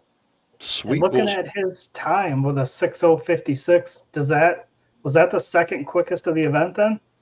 That is a great question. No, I think it was probably about 4. Okay. Yeah. Yeah, because Jesse Hazlitt was in front with a 6:04 too. So Okay. yeah, I think it was probably about 4th. So yeah, that's quick. Wow. Yeah. Quick. And then for the folks listening on the podcast, Spencer Page drives a 3000 GT VR4. There you go. Cars out there. Yeah. Yep. Pretty awesome. Couldn't remember. My bad, dude. Yeah. Hey, that's all right. That's not one you see very often. No. I don't know if there's been any other 3000 GTs this year. I don't think I remember seeing that name. He may be the quickest 3000 GT in Drag and Drive in 2025. And he was so upset that first day during tech and all that. He's like, well, this isn't what I wanted, Well, and then he had a blast. He worked really hard. He thrashed because did. he had a car that was like a roller. I want to say back in May he posted, and then he worked really, really hard. And the week before he broke, and so it just stopped for him. So yeah, I think he took it to a car show. I think so and too. they came back, and I might be saying this wrong. There were so many of them at the time, but I think he found shavings in the motor, and he was like, "Oh man, I can't take it now." And he's like, "So Plan B, here we come." Yeah, Plan B. So glad he took the Plan B because it was fun and it was great. It was either shavings or is there rear end. I can't remember. Anyway. Yeah. Well, he didn't bring them, so it doesn't matter. Yeah. Yeah. Well, next up, hot rod and gasser class. 4 cars in that one. Galen takes the win in that one. We've heard big stories about how he's involved here, but we'll go over that in a minute. And then Mr. Dan Palmieri, second 27 on that one. So pretty awesome. How do y'all know Galen? That's my dad. Galen's the one that got involved in everything, all of it, racing, drag and drive, cars, all of it. That's cool. So he's a great influence on you. He's a bad influence. You're 100% right. No, great. He's good influence. He's a good influence. He brought you into a huge community family. He just helped you spend all your money on good stuff. Well, you can't be addicted to drugs or anything. You want to know that's the bad part of it. You want to know what's so funny is growing up, he preached and preached and preached about Dave Ramsey to me. Oh yeah. And then he got us in race cars, and there's not. He did the whole Dave Ramsey, and then he was like, "Hey, my kids, who cares about them?" But he said, "Because I did this Dave Ramsey, I've got all this extra money." What do you guys think about race cars? Yeah, exactly. Oh man, I don't think Dave Ramsey approves. Okay. Yeah. Hey. Well, Dave Ramsey's boring, anyways. In the car world, for people that follow him for money stuff, that's fine too. But don't forget, we gotta have fun with stuff too. So Dan Palmieri, I mean, big deal for him to come down. It's pretty cool to see a name that carries that much weight come down to a new event. So pretty awesome. Yeah. Dan's a really, really good friend of ours and has been 100% support from the get-go. Absolutely. Between Circle D and just rules, routes, everything in between. He's been our soundboard, one of our soundboards all the way through it. So for sure. Yeah, he's a good dude. Knows a ton about all of this stuff, not just from that world, but from doing it as well. Yep. Yeah. Yep. I'm just glad to see him hit some numbers finally. He's been pretty slow, but I'm not here to judge or nothing. But his door stayed shut, and he made some numbers, so we're doing okay. That's awesome. He did a little bit too. Yeah. Next class is the NA small block, which was 2 cars. First place, Jason Schroeder with a 6.591. And then second place, Rich Thorpe with a 7.434. Yep. So to see, we talked about Sarah just a minute ago in the 8.0, winning 8.0, and then that's knowing now that same car goes 740s, like that's even cooler on her part. It really 100%. is. 100%. Totally. It was very, very cool to sit there and watch them flip back and forth once everything happened the first day on Test 10 and compete, make it work, and just, like I said earlier, have a smile on their face the whole time. Absolutely. Even though knowing you drove all the way home or all the way here from Colorado, Yeah, and still have a smile through the whole event, and knowing that you have to come back to the track and deal with a broken car, that's awesome. Yeah. Sure. I'm with Andy. I'd love to see Rich Guido down there as well. Same. Goes everywhere. And Dan saying he fixed his door. Thank goodness. No more bungees. And then, so the last class we got here is the NA Big Block. 5 cars in this one. First place was Randy Hinselman with a 6.507. And then second place, Paul Blakely with a 7.19 with a 2. Yes. Yes. So actually that one switched up because Randy broke about 15 miles from the track and could not even limp it in. Oh no. Yeah, so he was a DNF. Oh, gotcha. Yeah. So he was. So Paul actually won, and then it was Dylan Ogle, and then Zach Smith. So yeah. So that one, we had that was another lesson learned on 100%. Our part, and but it worked out. It actually worked out just fine. It definitely was a bummer to see Randy break, literally, I think it was 15, 20 miles from the track on the last day. So. Yeah, that's brutal. Yeah, It was hard. Yeah. But I hated that. That is brutal. Well, that leads into this next question I had for you is, what'd you learn? Let's talk about some fun stuff. What'd you learn in this one? Do you really want to know? I mean, I think this is fun. I would almost like to do a promoter-only line of shows because there's so much that people just don't understand about the backside of this stuff. So yeah, I love these kind of topics here. So classes. Okay, go for it. Okay, the classes, like you said, there's a big jump. There was a big jump between a 5.5 and a 7, and I really thought that I had made we made the classes where everybody could fit in somewhere, and we realized that there was a huge gap there. And I think we were basing it off of what we thought was going to run a drag and drive in our area, right? Mm-hmm. Where in reality, we tanked that whole thing and we just made everybody work with the classes that we had, and we went on. Yeah. So, hey, next year, and it's pretty much what we told everybody at the end of it, the instant ceremony and all that is, hey, we got it, we learned it. We hear y'all. We'll do better. We know what y'all want now, but just like we said from the get-go, give us grace. This is new. Yeah. We're trying to figure it out. We didn't know where we're at, and now we do, or at least halfway know where we're at, I guess. Well, and I think you guys probably learned it here too. If somebody's staying away because they don't fit or their car, there's not a class that fits their car perfectly, they need to stay home. This isn't about that stuff yet. In 10 years, it will be about that kind of stuff. Right now, especially for a first year event, it's about having fun. It's about, you guys are learning as much as anybody else is, probably more than what a racer is. So pretty awesome. Especially in the area. And honestly, if that was one of our biggest issues, I think we, that's okay. Yeah. It's okay. That's something that we could work with. And we had a really great group of racers that came in and just was like, man, I really wish you would have done this, but I'm going to hit this one, and laughed about it and walked off. And, maybe at the time when we were talking to everybody, they didn't think they were really listening, but we heard everything that everybody said, and we'll come back bigger and better. Yeah, and we have some great ideas for classes next year that's going to definitely fit in. Yeah. And I think that's going to, that we can only get better. Yep. Yeah. Yeah, 100%. And outside of classes, how surprised were you at the just how welcoming people were? It truly is everybody is just they're truly. I mean, it's really probably one of the car guy vacations is probably the best way you can word it. But guys typically get very competitive at drag races, heads up drag races. Yes. These are a little more laid back, so that's pretty awesome. Jesse Hazlitt saying there, I've never ran a 5 in my life and signed up for 550. I love it, dude. Hey. That's awesome. Jesse, well, we got a class for you next year, right? Yeah. Yeah. Well, we'll tell some of the changes that are coming. So, let's back up. Let's actually talk about. Let me see if I got a picture for next year's deal. I don't think I do. Crap. I was going to put it up on the screen.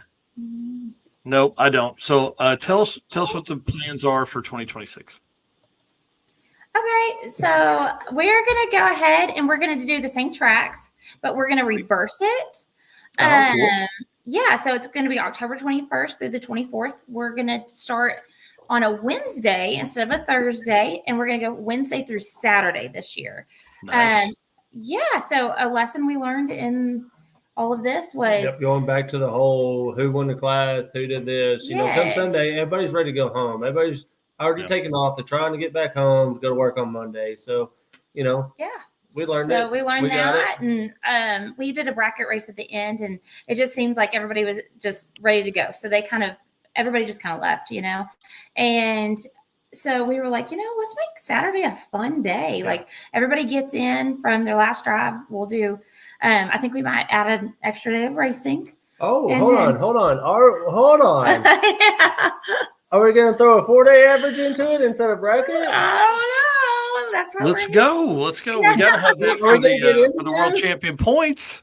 Are we going to get into this? I think we should. I'm ready. Yeah. So We'll bring it on. Let's do it.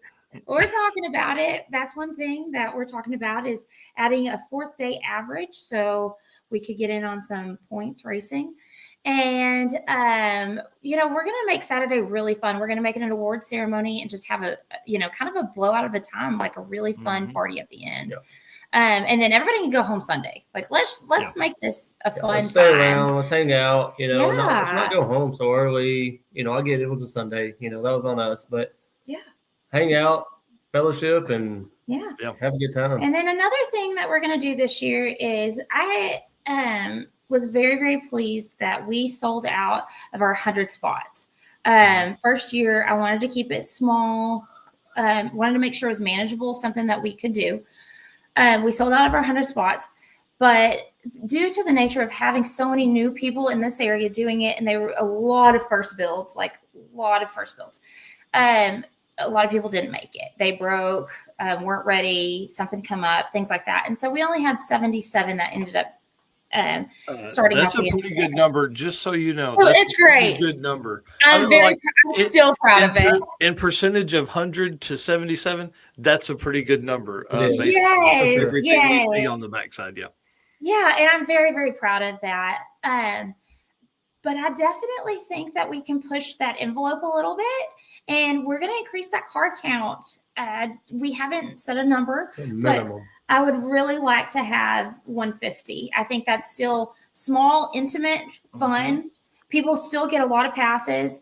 At a minimum, Yeah, they still will get good amount of passes, and we'll see. But that's 150 is a great number. That's been our last 2 years at the circuit, and like it's just what you're saying. It's not too big. It's not crazy. It's not it's very manageable. And when you go to eat at a restaurant, you take over an entire town, a small town, and everybody does fine. Yeah, and that's why I think I want to see that those numbers grow. So that's going to be another change coming up. So which was fun. One thing that was really cool is that on the first drive day, we drove everybody through our hometown, like where we live today. Right? Yeah. Well, me and Portia are driving, and my phone's blowing up, and I'm trying to look at it and still do what I need to do. And they're like, "Hey, man, I see all the cool cars. This is really awesome." Then all of a sudden, it's like ding, ding, ding, ding, ding, ding, ding, ding. And I was like, "Hey, that's cool. That is neat. Yeah, that's cool." We brought something to the hometown that everybody kind of knew we were doing it, but really didn't know. And yet, then all these cars started pulling through, and they're like, "What the heck is going on right now?" Because like people can see 20 and be like, "Oh yeah, okay, that was just a group." But when they see like 77 cars cruise through town, they're like, "Okay, something is happening." We pulled into the local convenience store. Like our town is very small. We have one convenience store and a Dollar General. That's it. Like, that's all we got. Yeah. And so I pulled up to the convenience store and I got out and I go grab a Monster and I'm doing my thing. They're like, "I don't know what's going on, but there's a bunch of hot rods running through here making a bunch of noise." And I'm like, "Yeah, that's cool, right?" You're like, "Hey, do you guys need to bring in more fuel? Be ready for us." Yeah. Andy getting a good comment here that's good for everybody that's going to listen to this later too. Let's get the San Angelo Chamber of Commerce involved. That's a great thing we've done with the circuit. We did a block party this year with the town of Galena, Kansas, which is on Route 66. And man, they basically gave us all of downtown. So it's really cool when you start talking about block parties, racer parties, which we're going to talk about. You guys hosted a racer party. We'll talk about that in a minute. Like when you start getting the towns involved, then they like somehow have a way to tell everybody stuff. I don't know. But we had a lot of local people come out, and it had torrentially downpoured on us as well. Just like we drove in the rain from Tulsa to Galena. As soon as we pull into Galena, it stops raining. So after that, it was great. We still had a lot of people come out. But it would have been awesome for it to be beautiful and have everybody in downtown on the streets. So that would be really cool. Get your local chamber of commerce involved for sure. Yeah, that rain will throw a hiccup in everything. That's kind of what we told everybody. Like, I promise, drive days are way more fun without the rain. Like, I don't know. We had Mega Week. There was some torrential rain. That was miserable. I was on radials and we were going down the interstate. 18-wheelers were pushing me off the road, and I was like, I hate this. I'm never doing one of these again in my life. Yeah, we were the idiots in the cart. So we were. So that's right. Yeah. Had the cardboard up as doors and ponchos. Okay, ours wasn't as bad. I don't know. I would have been a little scared on some radios. Those semis did not care. They were like, they didn't at all. Yeah. So fun. So fun. Well, so we talked about 150 cars. We talked about some class changes, but we didn't really get into that. Like, are you willing to release some of that stuff? Like what the class changes may be? Yeah. So one big thing that we noticed in our area is diesel guys. Them dang diesel guys. Yeah. Okay. So we talked to a few of them that showed up that do a lot of promoting of diesel races and all that. And we're like, hey, if you get us a car count, we'll make a diesel class. 100% for y'all. We'll run it. The way we typically handle classes that are kind of not my normal is if we get a sponsor, hey, cool, you pay the sponsor fee, we're going to get you a class. You know what I mean? Whatever rules you want to make, as long as they make sense, we're in, buddy. So if people want to sponsor this great group of folks here with Wild West Dragon Dash, get on it. Send them, tell them what you want. Anyways, so diesel class, that would be cool. Yes, stick shift class. A lot of people requested a stick shift class. Oh, that Dan Palmieri. I know, Dan. He's leading the charge. Yeah, absolutely. You know, that converter guy really wants that stick shift class. They did. We had a lot of people with the stick shift class, and so I'd like to see that. Obviously, we're going to do something in the sixes. I don't know what yet. I don't know if we're going to do 6 or 650. I'm not sure. 650 was huge for us. Like 16 cars, huge. Feel like that's a good one. I do feel like 650. 6 range was a lot of the stuff that we heard of. Man, like, y'all couldn't have done this, and we're like, well, we really didn't think we are gonna have that. That's what we did Run with Sprung for, like, or X, Y, and Z. So so we did I let Red Hat Scotty and Keaton and David Maxon talk me into a floating index for the 650. But again, hey, they paid the sponsor fee. I'm in whatever we want to do. So we actually people were able to, we do stuff for charity here. So you donated extra money if you wanted to put a different number in the hat, right? So if there were 16 people in there, so there were 16 chips. And if you donated money, you got to write on your chip, but every other chip had 650 index, right? So we ended up drawing 678 or something like that. So that may be something you look at, like a small floating index, and they chase that all weekend. So pretty cool. I like that. I like that a lot. Yeah, Jesse has it. Man, that dude, if he knows probably to the 10,000s what that car's going to run. I don't remember how many he ran now, but I think he was on number 195 or something this year. It was something like that. I think he did 5 Drag and Drive events this year. He's a beast. Yeah, he is crazy. So. Yep. Definitely would highly recommend 650. And then what about people that cruise with you? You know, we're seeing a lot of Sick Ward, Road Week, stuff like that. You guys going to have a class similar to that, you think? We did. Right. We did the outlaw class. We did the Wild West outlaw class, and that didn't pick up as much as I wanted. But I think that's something that we have room to. And we're just we'll keep it, and definitely. I think after this year, I think there's a lot of talk about it in the area, things like that. So I think we'll have more people show up and just want to follow along. That might not be just true racers, right? But they like cars, they like X, Y, and Z. So let me show up and just go cruise with a bunch of hot rods and have fun with it. Yeah, I agree completely. I think it's another great way for the community to grow because it gives an opportunity for spouses or friends that don't have a car that would be competitive in really anything but DYO and go from there. Yeah, that's pretty awesome. Yeah, absolutely. So. All right, what haven't we talked about as far as the event goes without getting into stories and stuff? Because that's what we're going to talk about next. Oh man. Man, we have registration on February the Yeah. Oh. Cannot remember February something. So be ready February. I think it's February 28th. I think it's a Saturday. But. So. Yeah, so we're excited. Registration will come up and hit it, and of course, if you finish this year, you get the veteran status or however you want to say it, OG status. Yeah. I think that's a great way to build a community. Listen, Matt Froth, props to that dude for doing that. Man, I've loved that ever since we use it at the circuit. It's really awesome to see because then you just build this continuous community. And if 70% of your people come back, it makes it so much easier because then the people that have that banner or sticker on that front windshield, those newbies know to ask those guys questions because they've done it before. Yep. And then after 3 or 4 years, you have this mix of 100 people that have done the event before, and you've only got 40 or 50 newbies to the event. And then within those, you've only got 15 or 20 that are completely new into the community. Yep. Yeah, absolutely. 100%. Absolutely. I agree. I love it. Yeah. And I think it builds the family. Mm-hmm. From the ground up. So I'm excited to see, people return, come back, bring a friend. Just keeps growing. So. Yep.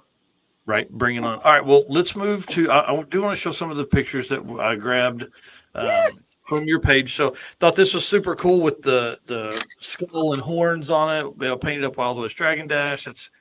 Looks amazing. I love that you did the windshield banner, all that kind of cool stuff. That's a great shot. And then this is a screenshot of the shots from Jesse Fox's Pixie set for 3G video.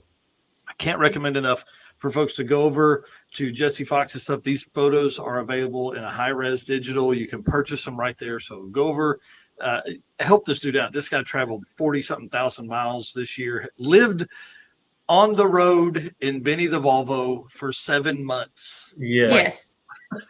Dude is an animal. I love him. He's one of my best friends. He's so cool. And it's just awesome to see him run that thing across the country. So go support him. This is a shot of, I'm guessing, registration and driver's meeting. Bunch of folks there. So congratulations. Thank you. Yep. And then, of course, the man, Adam Dory, in there doing his Adam Dory thing, announcing. I love the notepad there. That's probably something he keeps in his briefcase, I'm guessing. I don't know. There's other cool stuff in the briefcase he won't tell us about, but yeah, pretty awesome there. Let's see what else. Oh, and whose Suburban is this? Oh, that's my dad's. Yeah, that's that one and the C10 next to it. Yeah, both of your dad has some class. That's a that's a classy rig there. I'm a big fan of it. Again, thanks to DeechWorks for all the stuff they do for us here at the Drag Driver Pete brand. If you guys are trying to shop and do some stuff, DeechWorks they're in there 20% off right now for some Black Friday deals. So go over, hit them, DeechWorks.com. And if it's not on sale, use code DDR10 for 10% off the entire order. And Performer Built Transmission too. I was really hoping we were going to get Ryan to come to the PRI show this year, but sadly he is not. Mr. Eric, I'll let you read this one here. All right. Performer Built is the official transmission builder of Drag Drive Repeat.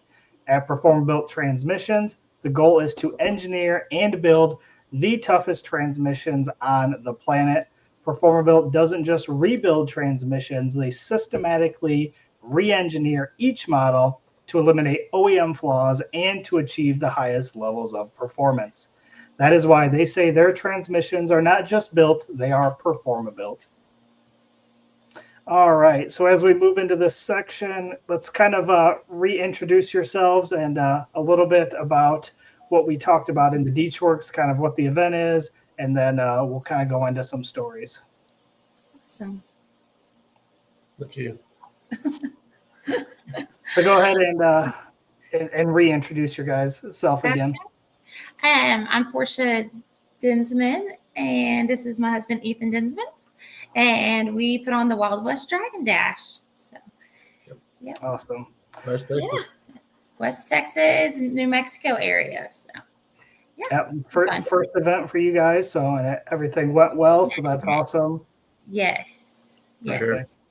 It was good. Yeah, in the last segment, we talked about all the winners of the classes, so folks can go back and watch all that stuff. This segment here, it's going to be about fun stuff. So you hinted at it when we talked about the first winner of the Run What You Brung stuff.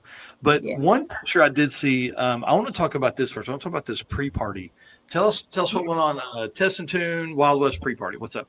We did the night before the track opened up for us and had a great turnout for a Wednesday night, and anybody was invited. It didn't even just have to be Wild West. It was open to the public. So a lot of fast cars came out and tested because there was other big races in our area. So that was awesome to get to see a little bit of both. And we just had a really good test and tune. Then afterwards we had some practice tree races. Yeah, practice tree races. And we just kind of got to show our pros. Like we got to enjoy without working the first day, and that was really cool. We got to like talk to everybody and just get to show our faces, really just sit back and talk to everybody and just show them like kind of who we are, like what we're about, like we're just here. Let's do this. I love a pre-party for the promoters because it does give you a chance to.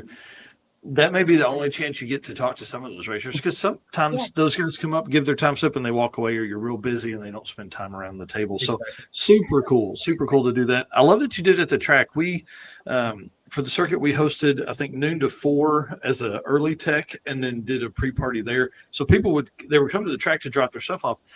I like that you did this. We may look at that and just have the track catered or something like that and have food brought in. Yeah. That's pretty cool. Who won the practice tree race that night, though? That's the real question. Oh man, I think Terrence did. I think one of the track owners won it. Yes, but he also went with us. He went with us with the Dragon Drive, and he helped me do all the data input. Oh, cool! It was really cool. Yeah. So I'm almost certain he won it, and it was rigged, and it wasn't fair. So how did you set that up? Is it? I guess you probably had a practice tree there and buttons and all that stuff. Yeah. They have a full tree and simulator there that's sitting underneath the tower, and it's just something that is big for Concho Valley to do after every race. They always have a practice tree race, and it's just ends up being a fun time. So we were sitting there thinking, like, what do we need to do? What would be the best thing to do? As a pre-party. Of course, we wanted to open the track to do a test and tune, just to help the track out, have that payment coming into the track as well. And then we talked to them. They're like, oh, well, let's do a practice tree race too. I'm like, well, heck yeah, let's do it. Let's go. I'm in. That's awesome. Get us into some of the story you were hinting at with, I think it was the Run What You Brung, the Ryan Minyard. Was that one of the stories? The 7-0 class. Yeah. And I'll let 7-0, yeah. So 7-0 class, we had Kel Parson in there. He was in a little square body Chevy. He's one of our sponsors. Him and his family were one of our sponsors. Let me say that. And with Abilene Power Coating. And the first day they left, and they made it right past the first checkpoint, I want to say, and blew a seal out and sat on the side of the road for like 4 hours. And they had one of the outlaw guys, the Wild West outlaw guys, which just what do you call them? They follow along. Yeah. Road Waker style. Yeah. He was with them. His vehicle ended up not being ready, X, Y, and Z. So he drove, I think, to 4 different towns around the area to get everything he needed for him to limp it into Hobbs. So he worked super hard. There was a group of 4 of them. Yeah. I think 3 or 4 cars, and they all just sat there and kind of had their own little party on the side of the road. And luckily it wasn't raining on them for the most part. I think they hit a little bit of rain while it was going on, but it wasn't the heavy downpour. So they got to just kind of hang out by the truck and work on it and do their things. They had a picture that they posted, I believe, had their Abilene powder coating tent set up, and they're just out there just having a hoorah all the time. So that was cool. Yeah, and this is their first drag and drive event. And the night before, their brother, Chase, had to change out a converter in his truck the night before. Driving in for the test and tune. Yeah. They had to change that out. The stall was wrong or something was wrong in it. And truck wasn't running good with the trailer on the back end, X, Y, and Z. And so as soon as they got to the track, they instantly just lifted the truck up and started working on it. And let me tell you, these guys had it was the first day because Chase made passes. That's it. Yeah, it was the first competitive day because Chase made a few passes, made sure they were done. His brother made sure he was done, and then they went back to the pits and just jacked the truck up, and here they went. Oh my gosh. That whole family had the best time ever. Yes. But they got to experience almost everything right off the rip. Right. And let me tell you, the smiles on their faces, the whole time, just the whole time. It could have been a situation where they were fixing to have to, not be able to finish. And they were just like, it's the best. They're like, this is the best time I think we've ever had. This is fun. Yeah, it was awesome. It was fun. It was cool. How cool. How about some favorite cars? Oh, you guys talked about this before we started the show, but you're like, we can't pick any because it's so hard as promoters to get around and see everything. But there had to be some people driving by you, right? Yeah. So there is a lot of cars that we liked that we, by appearance only, we don't know anything about under the hood because we just didn't have the chance to go, spend as much time as we wanted to see all these cars. But there was some that just really, one of my personal favorites was Wade and Stephanie Graham. It's actually Stephanie's car. The husband drove it. It was the 1962. It was a white Nova. You can see that on our one of our posts that we just posted for the dates of next year's wall. That's the back of the car. You have good taste, lady. Oh, thank you. But that white Nova. Might be some Nova people. Yeah, we like Novas a little bit. So. And then did you have a favorite? What was your favorite? The C10 truck from Wyoming. Oh yeah. They had an old farm truck, still had the top cab lights, all of it. And I believe it was twin turboed. I'm almost certain.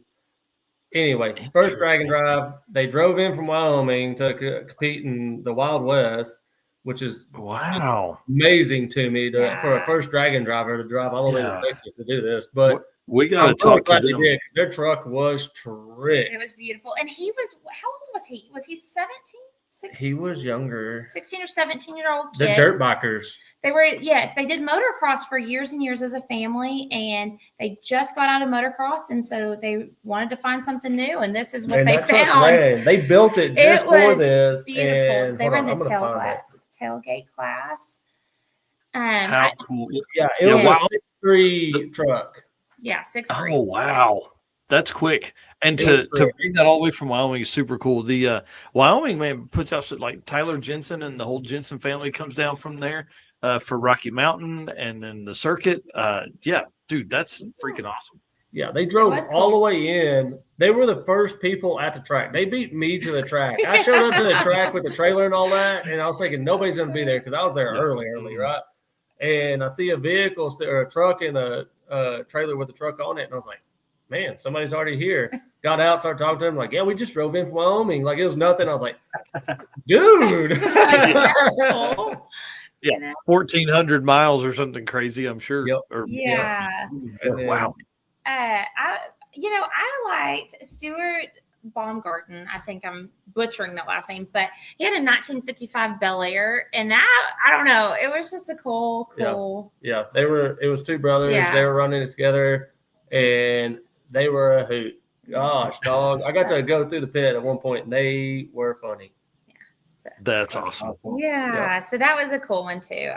And then Marcus Macy's, you just showed his. He had the trophy of the skull on the front end of it. Beautiful truck, 60 truck. What is it, 40 something truck? 46, yeah, 1946 GMC. And then Jared Winker's, obviously that Nova. There's tons of pictures of it's like a burnt orange color. Yeah. That Nova 66. Where did he go to get that from? North Carolina, I think. North Carolina, just to do this event. Cool. That was cool and hooked. He is hooked on it now. So. And like I said from Adam's podcast, my ultimate favorite will always be the 68 Camaro with flames on the side. With the flames. Yes. Galen That's awesome. I mean, you have special ties to that car. Been around that car for a few minutes. Yeah, for sure. So.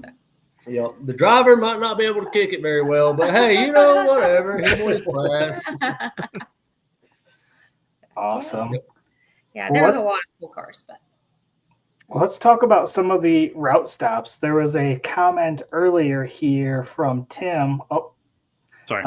Y'all had some beautiful views and stops on the route. So kind of want to tell us what the route stops were, and then if there's any good stories of, route stop burnouts, breakdowns, food, wild cop stories, anything like that. So let me first start out by saying that this, our area it's very Wild West, very deserty. Flat. It's flat. There's a lot of oil. Pump jacks are very cool around here. Yeah. So let me tell you, it's hard.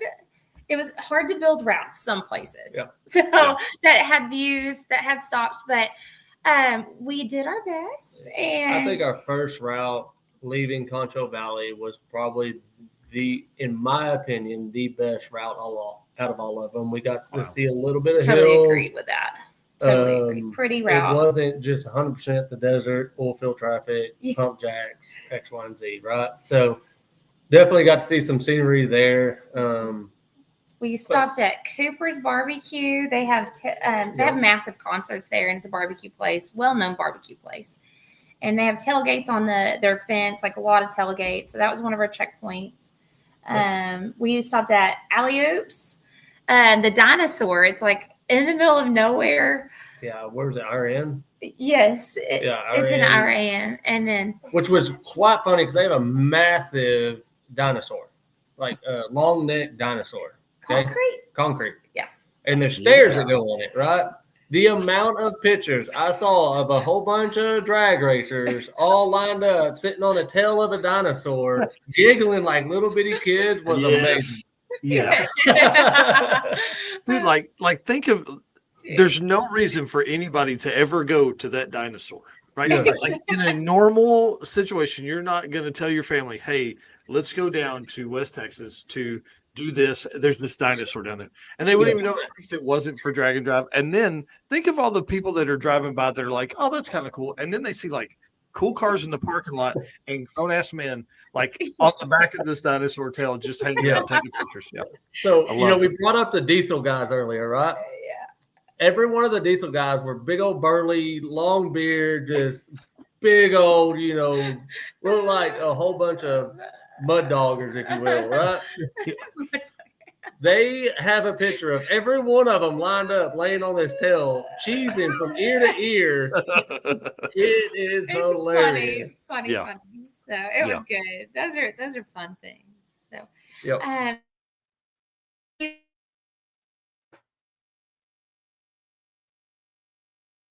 maybe. Hold, please.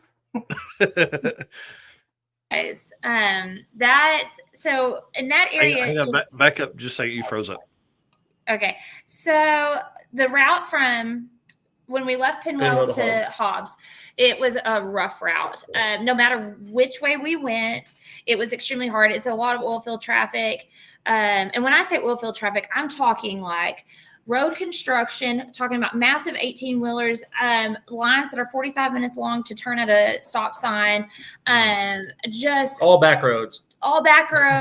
Very dangerous, have massive wrecks daily. I mean, it is a normal occurrence in this area. The first route we had was 254 miles. Yes. And me and Portia, we left the track in San Angelo on a Friday, hauled butt, went back up there, started at first checkpoint, and took off. We didn't get back to San Angelo until 1:30, 2 o'clock in the morning because we truly just sat in traffic. And about midway through, I looked at Portia. Portia looked at me, and we're like, "There's no way we're putting anybody on these roads. Like, this is too dangerous." And so we backtracked and decided, you know, as much as I wanted to do mileage and get as much mileage as we could, the safety, you know, you kind of had to weigh everybody's safety. And so we decided just to do a straight shot.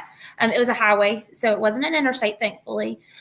We did take the highway pretty much straight there. It was a lot better. The traffic wasn't as bad because it was a Saturday morning, so that was just a complete blessing. The potholes were there in Jal, New Mexico. I told everybody. Yeah. Okay. We had to do a little driver's meeting, like, hey, just so y'all know, you can hit Jal and your car is going to be bouncing everywhere. Yes, you have a flat I'm tire. So sorry, but there's no other way to get you through. And so that it ended up being okay. Everybody was understanding. They knew, you know, the situation. To get from one track to the next, this is what we were going to have to deal with. And so thankfully it worked out fine, and we got a cool checkpoint out of it. And there was some like massive metal art of cowboys that like kind of outlined the horizon outside on a big of Jal. hilltop, and it just overlooked, and all you saw was the cutouts, the metal cutouts, and then behind it was all just sky. It was a cool thing. Yeah, and it was kind of on. You got to take this little side road to get to it, and so the burnouts happened. Yeah, the burnouts happened, and Ethan and I were really thankful because we tried to get to the track before everybody else did, and this day we just kind of got to enjoy with everybody else because it's such a short route. So we kind of got to stop, and we got to see all the burnouts, and it was just the road was black. Cool. It was fun. You were helping. You were resealing the road. You're doing your part. Yeah.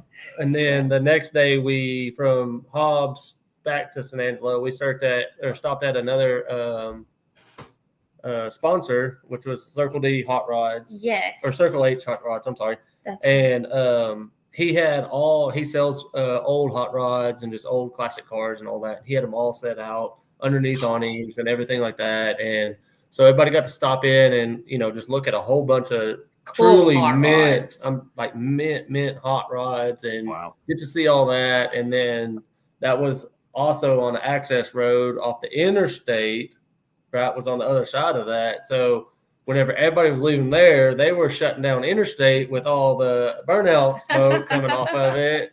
And Gene Hector, which is the guy that owns it all, he was just sitting in the back end just laughing like, this is awesome. This is awesome. You know, so. It was cool. It was really neat. Luckily, we had, not that I know of, nobody said anything, but if they did, we don't know of anybody running in with any cops at all. No. Wow. So, that's really cool. Yeah. So that part worked out, you know, because we're worried. All right. Well, I want to ask about this shot right here. Who's tearing stuff up here in the parking lot? That'd be me. That would be us. I'd be at Rocky Mountain, last year? 2024. 2 years ago. Yeah. And let me tell you, that was a story. We got done. That was in Enos, Texas. Yep. We got done with a race. We all thought we were going to bed. And we're going to leave at 4 o'clock in the morning. We were leaving at 4 o'clock because we had a really long drive day back to somewhere in Oklahoma. Yep. And it was hot that year. It was like brutally hot. Yes. Yep. And so we were all fixing to go to bed, and Ethan happens to say, "Hey, we got a leak." My rear main was leaking. Yeah. Like bad. And so next thing we knew, we had it jacked up and we're looking at it. And then somebody was don't remember who it was. Somebody said, "Hey, they have 24-hour auto zones here." Like, what? So we found it. We called them. They had the part. So I asked another guy that was doing road week for Rocky Mountain, and he was like, "Yeah, let's go." So we start driving. We're going through downtown Dallas. We're going through Dallas, doing all this. Well, then we get to a really sketchy part of town, and you can just tell it's sketchy. Well, then we get to even more where the houses or all the buildings have bars on them. Well, then the houses have bars on them and fences around them, and I'm like, dude, we're in the wrong part of town right now. Then all of a sudden we get to even worse. I mean, everything, like, it has bars on it, like cars, everything. And we pull up to this auto zone, and we get out, we jump out, we're running in real quick, trying to get in and out as quick as we can. And they have cops and everybody in there. And I was just like, oh, dude, this is not the place we need to be right now. So, and then we got back, we finished at 3:45 in the morning. And I was like, all right, we going? And everybody's like, yeah, I guess we can go. And Portia's like, no, we're going to bed. Everybody's going to get a little bit of sleep. What are you talking about? You leave at 6 a.m. and get stuck in traffic? Yeah, we did. We did. Yeah, that was it. Yeah. It was. Yeah, 23 was crazy. I can't remember if we went to Tulsa or Thunder Valley that year. I know it always alternates between. But I think this was 2024 that we did that. Yeah. And it was just hot. I know when we were pulling into Dallas or Dallas area, about to turn off on the exit to go to Yellowstone or Yellow Belly, we were stuck in traffic, and we had a car, like, traffic was going nonstop past us, right? We were in the turn lane. We had a car legitly pull up on the nonstop traffic, slam on its brakes right beside us, and like, what's going on? What's all these hot rods out here for? And I'm like, dude, you gotta go. Get out of the way. And don't back traffic up anymore. Legitly a probably 2-minute conversation on the interstate in Dallas. My anxiety was all over me, and I was freaking out. I was like, dude, you're about to total every one of these cars in this next lane next to you. Yeah. Oh my gosh, man. People are idiots. That's for sure. They do not care at all. Well, hey, we're winding close to time here.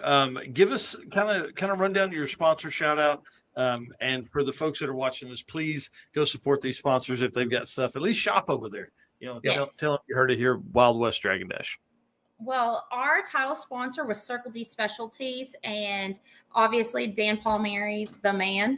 So, yes, thanks to Circle D's.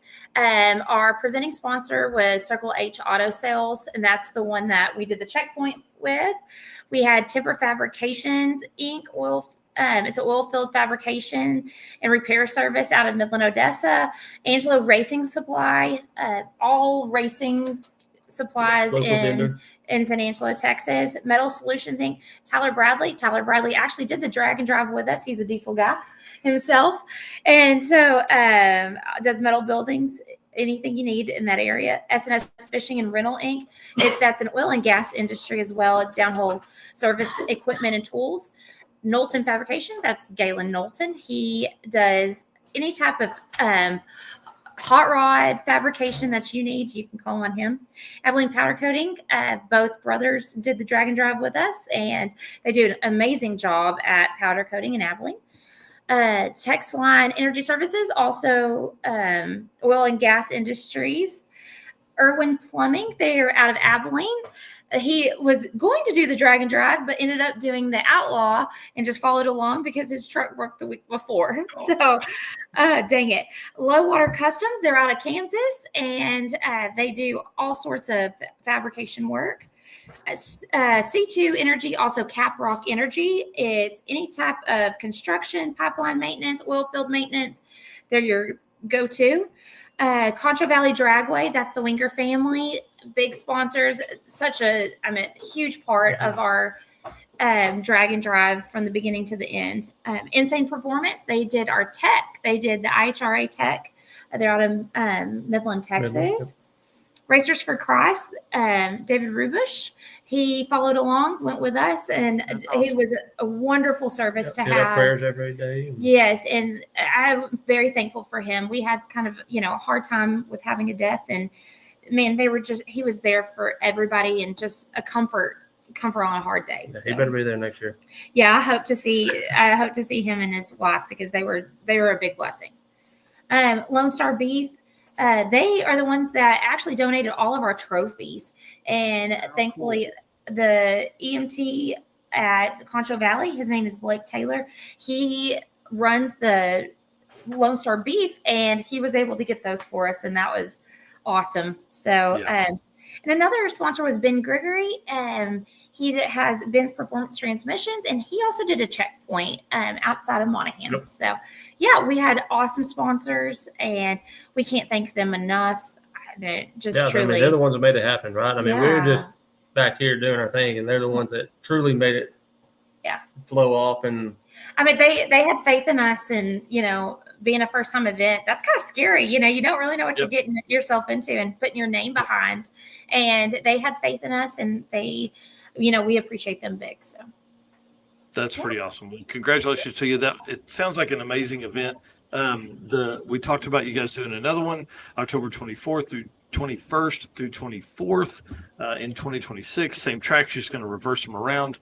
Are you guys going to compete in another event, or is it like now that you're running one, is it going to be too hard to get to 2 a year? Like we might do 3 a year. We're on an event like at the late April, early May. Somewhere around that area that we're going to. Interesting. And then a little north of you? It is north. I don't know if you know that guy, but then we'll do Rocky Mountain 1.0 again. Oh, yeah. We're always support Rocky Mountain. Can't wait. But yeah, I'm so glad Rocky Mountain's going back to the mountains. Like it's thank you. 100%. Same. Yeah, we are too. So we're excited about that. But Ethan and I've actually been talking about adding another drag and drive into the mix this year for us to do. And I think we're coming to Oklahoma, I hear. So if you're talking about my event, which I hope you are, we are. We're gonna have a blast. Look, don't worry about registration. We'll get you guys hooked up, and we'll take care. Make sure you got a spot and all that kind of stuff. And we're gonna have a blast. Yeah, we'll come down there. It'll be. I need to add that. Hope my wife still isn't watching. I'll add yours to my list, and we'll all do that. Let's do it. There. For the folks that are watching and listening, guys, Wild West Dragon Dash. I think your location and timing is perfect. I think people that have done drag and drives for a while are looking for an opportunity for new stuff, new tracks, new scenery. I mean, just like Adam said in the podcast with you guys, that you guys can listen to on That's Cool Drink.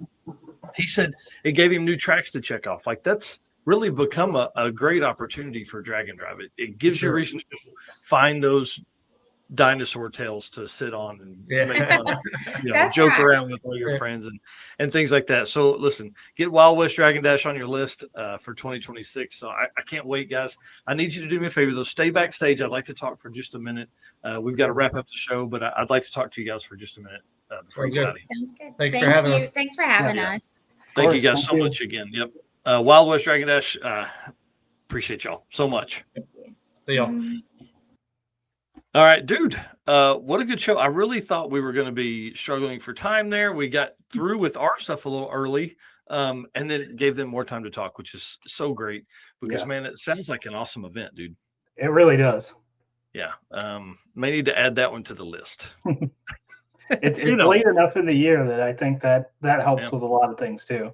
Yeah, I mean, and like we said, if they're going to run for the Drag and Drive World Champion stuff in 2026, extending a day will help. There'll be a lot of people looking for those extra points once you get past Drag Week, because right now there's only been one event past Drag Week, so having two would be great. I know there's talk of another 4-day event to come in between Sick Week and Rocky Mountain Race Week 1.0.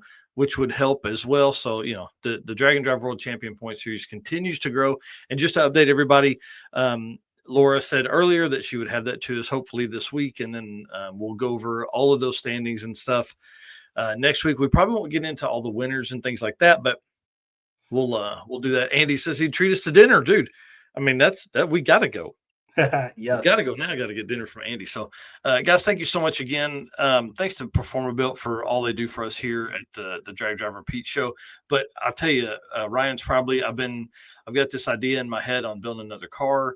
And so we've been talking about 4L60s, 4L80s, and things like that. And so he's been awesome to talk to and kind of pick his brain. Currently holds the 4L60 quarter mile record in the 7s. So, if that dude can build a 4L60 to run 7s, anything I have will be a benefit to him having his hands in the transmission. So lead us out, dude. All right. Appreciate everybody tuning in. Appreciate our guests, Wild West Dragon Dash. It was great hearing about that event. And again, sounds like everything went great. Appreciate all of you guys, our race car friends. Everything that you guys do keeps us going, posting pictures, all of your comments, all the videos that Mike's doing, everything that you guys do is the reason why we get to do what we do. So appreciate all of you guys. And again, our sponsors, like I said earlier, we've got affiliate links, we've got discount codes, we've got contacts. So this holiday season, if you're looking for any kind of parts with any of these companies, reach out to us, let us help you. Thank you to Summit Racing Equipment, Deechworks, Molly Motorsports, Driven Racing Oil, Howard's Cam, J-Wire Solution, AFCO Racing Products, Performaville Transmission, Car Chains 3D, Power Tube TV, WAF Racing, Sweet Patina, and Racing Junk. Again, thank you everybody for tuning in tonight, and we will see you guys on the next one. Yep. And next week, episode 131, we've got Rye Klemp, who will be on, the announcer from the Southeast Street-N-Yeet. He'll be talking about Southeast Street-N-Yeet and all the fun stuff they have. He said him and I were talking today about the standings and stuff. And he said, man, you need a guest, do you? He said, one that would that watched every single pass go down the track. I was like, dude, yes, we do. Bring it on. So we're going to have him on next week. I'm excited. So, all right, guys, we'll see you. See you.